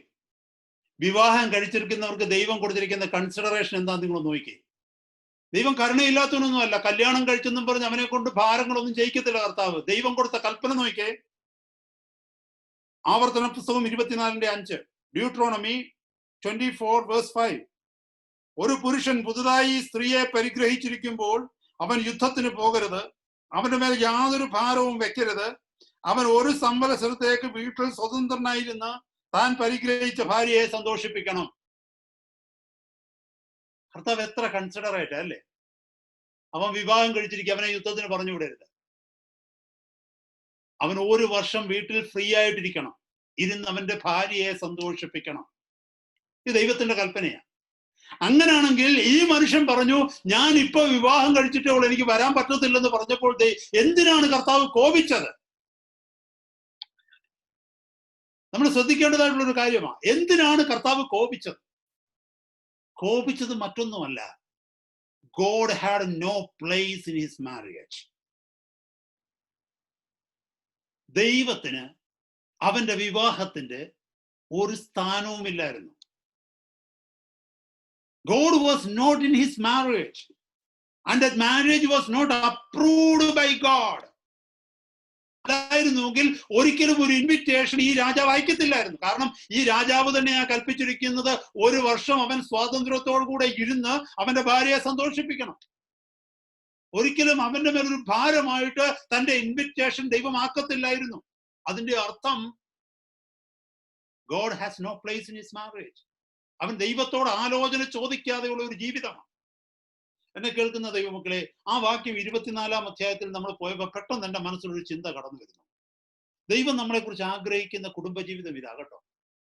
ഭാര്യ ഭർത്താവിനെ സന്തോഷിപ്പിക്കണം, ഭർത്താവ് ഭാര്യയെ സന്തോഷിപ്പിക്കണം. ഹല്ലേലൂയ. അത് മറന്നുപോകരുത്. നമ്മുടെ പലരുടെയും ജീവിതങ്ങളിൽ, എനിക്ക് തോന്നുന്നില്ല നമ്മുടെ സഭയിൽ അങ്ങനെ ഉണ്ടെന്ന്, നാം വചനം ഇഷ്ടം പോലെ കേട്ടിട്ടുണ്ട് അതുമായി ബന്ധപ്പെട്ട്. ഭാര്യയ്ക്ക് മുകളിൽ കുഞ്ഞുങ്ങളെ വെക്കരുത്, ഭർത്താവിന് മുകളിൽ കുഞ്ഞുങ്ങളെ വെക്കരുത്. ഭാര്യയെ സ്നേഹിക്കുന്നതിനേക്കാൾ കൂടുതൽ കുഞ്ഞുങ്ങളെ സ്നേഹിക്കരുത്. ഭർത്താവിനെ സ്നേഹിക്കുന്നതിനേക്കാൾ കൂടുതൽ കുഞ്ഞുങ്ങളെ സ്നേഹിക്കരുത്. അത് ദൈവ കൽപ്പനയ്ക്കെതിരാണ്. കാരണം you and your wife is united to be one body. നീയും നിന്റെ ഭാര്യയുമാണ് ഒരു ശരീരം, നീ നിന്റെ മക്കളുമല്ല. നീയും നിന്റെ ഭർത്താവുമാണ് ഒരു ശരീരം, നീ നിന്റെ മക്കളല്ല. അനേകരുടെ ജീവിതം തകർന്നു പോകുന്നതിന്റെ കാരണം എന്തെന്നറിയാമോ? കുഞ്ഞുങ്ങൾ ജനിക്കുമ്പോൾ ഭർത്താവിനോടുള്ള സ്നേഹം കുറയും, അല്ലെങ്കിൽ ഭാര്യയോടുള്ള സ്നേഹം കുറയും. നമ്മുടെ സ്നേഹം ആ മക്കളിലേക്ക് മാറും. ദൈവ കൽപ്പനയ്ക്ക് എതിരാണ്. ഞാൻ എന്റെ വിഷയം അതല്ല, ഞാൻ അവിടേക്ക് പോകുന്നില്ല. അതുകൊണ്ട് സഹോദരങ്ങളെ, എനിക്ക് ഒന്നേ മാത്രമേ പറയാനുള്ളൂ. ലഭിക്കുന്ന സമയം നിങ്ങൾ ഒരുമിച്ചിരുന്ന് കർത്താവ് തന്ന സന്തോഷത്തിൽ ജീവിതം സന്തോഷിക്കണം. Praise God. നമുക്കറിയാം നമ്മുടെ ലൈഫൊക്കെ വളരെ ബിസിയാണ്. But whenever we get time to be together, sit quietly. രണ്ടുപേരും ഒരുമിച്ചിരുന്ന് കർത്താവിന്റെ സന്നിധിയിൽ സന്തോഷിക്കണം, കർത്താവിന്റെ സന്നിധിയിൽ പ്രാർത്ഥിക്കണം, കർത്താവിന്റെ സന്നിധിയിൽ സമാധാനത്തോടെ ഇരിക്കണം. ഹല്ലേലൂയ, സ്തോത്രം. അനേകരുടെ ജീവിതങ്ങളിൽ സംഭവിക്കുന്ന എന്തെന്നറിയാമോ? ഒന്നിച്ചു വന്നു കഴിഞ്ഞാൽ പൊട്ടിത്തെറിയാണ്. ഒന്നിച്ചു വരായിരുന്ന ഒരു കുഴപ്പവുമില്ല. എന്നെ കേൾക്കുന്ന ദൈവമക്കളെ, ഹല്ലേലൂയ, സ്തോത്രം. അത് ശാപത്തിന്റെ ഭവനമാണ്. ഈ ദിവസങ്ങളിൽ ആ വചനം നാം ഏറ്റെടുക്കണം. ഹല്ലേലൂയ. കുടുംബ ബന്ധങ്ങൾ തകർക്കുന്നതിനെ ഭവനത്തിന്റെ പുറത്താക്കണം. നമ്മൾ കർത്താവിന്റെ സന്നിധിയിൽ ഒരുമനപ്പെട്ടുകൊണ്ട് ആ വിഷയത്തിന്റെ മേൽ പ്രാർത്ഥിക്കണം. ഇതൊക്കെ പറയുന്നുണ്ട്. ദൈവവചനത്തിൽ ഒത്തിരി വാക്യങ്ങൾ എനിക്ക് ഓർമ്മ വരുന്നുണ്ട്. 1 കൊരിന്ത്യർ 7-ാം അധ്യായത്തിലേക്ക് വരുമ്പോൾ അവിടെ പറയുന്നത് ഭാര്യ ഭർത്താവിനും ഭർത്താവ് ഭാര്യയ്ക്കും കടപ്പെട്ടിരിക്കുന്നത് ചെയ്യട്ടെ. ദൈവകൽപ്പനയാണ്. Praise the Lord. ദൈവകൽപ്പനയാണ്. അതുകൊണ്ട് ദൈവമക്കളെ, ഹല്ലേലൂയ, സ്തോത്രം. ഇവിടെ ആ മനുഷ്യൻ അല്ലെങ്കിൽ ആ വ്യക്തി ഞാൻ വിവാഹം കഴിച്ചിരിക്കുന്നു, എനിക്ക് വരാൻ പറ്റത്തില്ലെന്ന് പറഞ്ഞത്, ഒന്ന്, I cannot come straight away, I cannot come. ആ പ്രൈഡ്, ആ സെൽഫ് സെന്റേർഡ്നെസ്, ആ നിഗളം അവിടെ നമുക്ക് കാണുവാനായിട്ട് കഴിയും. ഹല്ലേലൂയ, സ്തോത്രം. അത് മാത്രമല്ല, God had no place in his marriage. ഞാൻ അതിനാ 24-ാം അധ്യായത്തിൽ നിന്ന് വായിച്ച് കേൾപ്പിച്ചത്. ദൈവം നമ്മുടെ അവസ്ഥകൾ അറിയുന്നതാണ്. ദൈവമാണ് നമ്മളെ യോജിപ്പിച്ചതെങ്കിൽ അതിന് മധ്യത്തിൽ ദൈവത്തിന്റെ സാന്നിധ്യം ഉണ്ടാകണം. എന്നെ കേൾക്കുന്ന ദൈവമക്കളെ, if your life is centered in Christ, no devil can break your family. Let me tell you, let me guarantee you in the name of Jesus, if your life is centered in God, if Christ is at the center of your marriage, no devil, no demons, no power in hell or heaven, no power in hell or the earth or universe can ever break your marriage. Hallelujah. കർത്താവിന്റെ സന്നിധിയിൽ അധിഷ്ഠിതമായ ഒരു കുടുംബജീവിതം നമ്മുടെ ജീവിതത്തിൽ ഉണ്ടാകണം. ഭാര്യയും ഭർത്താവും ഒരുമിച്ചിരുന്ന് പ്രാർത്ഥിക്കുന്ന ഒരു കുടുംബജീവിതം, പരസ്പരം ക്ഷമ പറയുന്ന ഒരു കുടുംബജീവിതം. ഭാര്യ വാക്കുകൊണ്ട് ഭർത്താവിനെ വേദനിപ്പിച്ചെങ്കിൽ, ഭർത്താവ് വാക്കുകൊണ്ട് ഭാര്യയെ വേദനിപ്പിച്ചെങ്കിൽ, at the earliest come together and say sorry. Hallelujah. നമുക്ക് മറ്റുള്ളവരോടൊക്കെ സോറി പറയാൻ എത്ര ഇഷ്ടമല്ലേ? കൂടെ ജോലി ചെയ്യുന്നവരോടൊക്കെ എപ്പോഴും സോറിയാ പറയുന്നല്ലേ? അതോ താങ്ക് യു ഒക്കെ എത്ര പ്രാവശ്യം പറയും? ഭർത്താവിനോട് സോറി പറഞ്ഞിട്ട് എത്ര കാലമായി? ഭാര്യയോട് സോറി പറഞ്ഞിട്ട് എത്ര കാലമായി? സഹോദരങ്ങളെ, ഒരു സോറി പറഞ്ഞാൽ തീരാനുള്ള കാര്യങ്ങളേ ഉള്ളൂ അനേകരുടെ കുടുംബ ജീവിതത്തിലുള്ളത്. പക്ഷെ പറയാൻ പറ്റത്തില്ല. ഞാൻ എങ്ങനെയാ താഴുന്നത്? എന്നെ കേൾക്കുന്ന ദൈവമക്കളെ, കർത്താവിന്റെ സാന്നിധ്യം നമ്മുടെ ജീവിതത്തിൽ ഇല്ലാതെ വരും. താഴുവാൻ പഠിക്കുക, ക്ഷമിക്കുവാനും സഹിക്കുവാനും പഠിക്കുക. ഹല്ലേലൂയ. ക്ഷമ ചോദിക്കുവാൻ പഠിക്കുക. കുറവുകൾ ഏറ്റെടുത്തുകൊണ്ട് ഞാൻ ചെയ്തത് തെറ്റാണെന്ന് സമ്മതിക്കുവാൻ പഠിക്കുക. അങ്ങനെയുള്ള കുടുംബങ്ങളിൽ കർത്താവിന്റെ സാന്നിധ്യം ഉണ്ടാകും. അങ്ങനെയുള്ള വ്യക്തികൾ കർത്താവിന്റെ കരങ്ങളാൽ അനുഗ്രഹിക്കപ്പെടും. അവിടെ ദൈവരാജ്യത്തിന്റെ സന്തോഷവും സമാധാനവും പരിശുദ്ധാത്മാവിൽ അനുഭവിക്കുവാൻ ഗുണം കഴിയും. ഞാൻ എന്റെ വാക്കുകളെ നിർത്തട്ടെ. 127-ാം സങ്കീർത്തനത്തിൽ നാം വായിക്കുന്നു, യഹോവ വീട് പണിയാതെ ഇരുന്നാൽ പണിയുന്നവർ വൃഥാ അധ്വാനിക്കുന്നു. ഒരു കുടുംബം യഹോവ പണിഞ്ഞില്ലെങ്കിൽ, ഒരു ഭവനത്തെ യഹോവ പണിഞ്ഞില്ലെങ്കിൽ, അതിനെത്രമാത്രം നാം പണിയാൻ ശ്രമിച്ചാലും ആ പണി നടക്കത്തില്ല. യഹോവയാണ്, അത്യുന്നതനായ ദൈവമാണ് നമ്മുടെ കുടുംബങ്ങളെ പണിയേണ്ടത്. അത്യുന്നതനായ ദൈവമാണ് സഭയെ പണിയേണ്ടത്. അവിടുന്ന് തന്നെയാണ് കുടുംബത്തെ പണിതെടുക്കേണ്ടത്. കർത്താവിന്റെ കരങ്ങളിൽ നമ്മുടെ കുടുംബങ്ങളെ ഏൽപ്പിക്കാം. അതിന്റെ അർത്ഥം കർത്താവിനേക്കാൾ കൂടുതൽ ഭാര്യയെ സ്നേഹിക്കണമെന്നല്ല, കർത്താവിനേക്കാൾ കൂടുതൽ ഭർത്താവിനെ സ്നേഹിക്കണമെന്നല്ല. ലൂക്കോസിന്റെ സുവിശേഷം 14-ാം അധ്യായം 26-ാമത്തെ വാക്യത്തിൽ പറയുന്നു, എന്നേക്കാൾ കൂടുതൽ അപ്പനെയോ അമ്മയോ ഭാര്യയോ മക്കളെയോ സ്നേഹിക്കുന്നവൻ എനിക്ക് യോഗ്യനല്ല. കർത്താവാണ് നമ്മുടെ നമ്പർ 1. കർത്താവിനെ നാം സ്നേഹിക്കുമ്പോഴുണ്ടല്ലോ, ഓരോരുത്തരെയും സ്നേഹിക്കുവാൻ കർത്താവ് നമ്മളെ പഠിപ്പിക്കും. പണ്ട് സ്നേഹിച്ചതിനേക്കാൾ അധികം നാം സ്നേഹിക്കുവാനായിട്ട് നമുക്ക് ഇടയാകും. കർത്താവ് നമ്മുടെ ജീവിതത്തിലേക്ക് വന്നാൽ എവറിഥിങ് വിൽ ബി ചേഞ്ച്. ഞാൻ എന്റെ വാക്കുകളെ നിർത്തുകയാണ്. ഹല്ലേലൂയ, സ്തോത്രം. നാം സ്വർഗരാജ്യത്തെ കുറിച്ചാണ് നാം പഠിച്ചത്. സ്വർഗരാജ്യത്തിലെ സന്തോഷവും സമാധാനവും എന്തുകൊണ്ട് എന്റെ ജീവിതത്തിൽ വരുന്നില്ല എന്നുള്ള വിഷയത്തെ കുറിച്ചാണ് നാം പഠിച്ചത്. ഇന്നതിന്റെ കാരണങ്ങൾ നമ്മൾ കേട്ടു. കർത്താവ് വിളിക്കുമ്പോൾ നമ്മളെ കിട്ടുന്നില്ല. ദൈവവിഷയമായി സമ്പന്നനാകുവാനുള്ള ആഗ്രഹം നമ്മുടെ ജീവിതത്തിലില്ല. ഈ ഭൂമിയിലുള്ള വിഷയങ്ങളിൽ സമ്പന്നനാകുവാനും സമ്പന്നയാകുവാനുമാണ് നാം ആഗ്രഹിക്കുന്നത്. അതിനായി നാം സമയം ചിലവഴിക്കുമ്പോൾ ദൈവത്തിന്റെ ഇൻവിറ്റേഷൻസ്, പരിശുദ്ധാത്മാവ് നമ്മളെ വിളിക്കുമ്പോൾ അത് നമ്മൾ അവൈലബിൾ അല്ലാത്തത് കൊണ്ട്, നമുക്ക് നമ്മുടേതായിട്ടുള്ള ഒഴിവ് കഴിവുകൾ ഉള്ളത് കൊണ്ട് ഈ സന്തോഷവും സമാധാനവും അനുഭവിപ്പാൻ, ആ ഫീസ്റ്റിനകത്ത് അനുഭവിപ്പാൻ നമുക്ക് കഴിയുന്നില്ല. ഹല്ലേലൂയ. സഹോദരന്മാർ ഒത്തൊരുമിച്ച് വസിക്കുന്നത് എത്ര ആനന്ദമാണെന്ന് ദൈവത്തിന്റെ വചനം പറയുന്നു. സഹോദരങ്ങളെ, ദൈവസഭയെ നമ്മളെ ഒന്നിച്ചാക്കി വെച്ചിരിക്കുന്നത് ആ സന്തോഷവും സമാധാനവും അനുഭവിക്കാനാണ്. Praise God. ഹല്ലേലൂയ, സ്തോത്രം. It's a great invitation from God. നമ്മൾ നമ്മുടെ ഒഴിവ് കഴിവുകൾ പറഞ്ഞ് ഒന്നിൽ നിന്നും മാറരുത്. ഹല്ലേലൂയ, സ്തോത്രം. നാം നഷ്ടപ്പെടുത്തുന്നത് ദൈവികമായ സന്തോഷത്തെയും സമാധാനത്തെയും. ഹല്ലേലൂയ, സ്തോത്രം. ഇന്നത്തെ രാത്രി കർത്താവ് നമ്മളോട് സംസാരിച്ചു എന്ന് ഞാൻ പൂർണ്ണമായി വിശ്വസിക്കുന്നു. Hallelujah. The word is to me as well.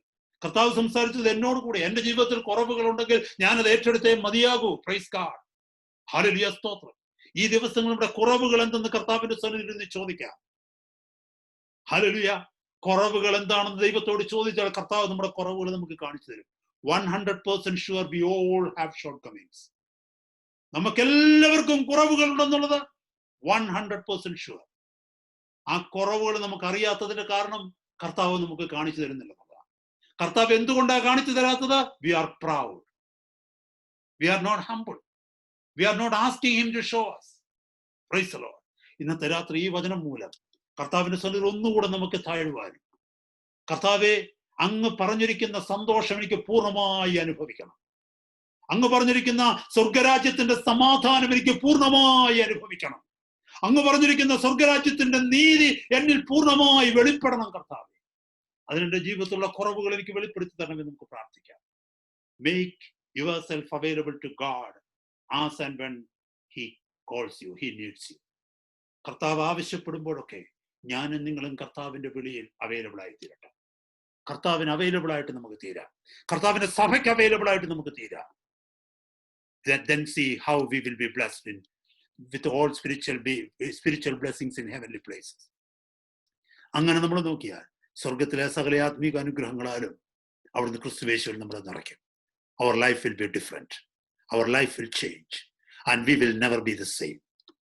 Hallelujah. കർത്താവേ, അങ്ങയുടെ സന്നിധിയിലേക്ക് ഞങ്ങളെ തന്നെ താഴ്ത്തി തരികയാണ്.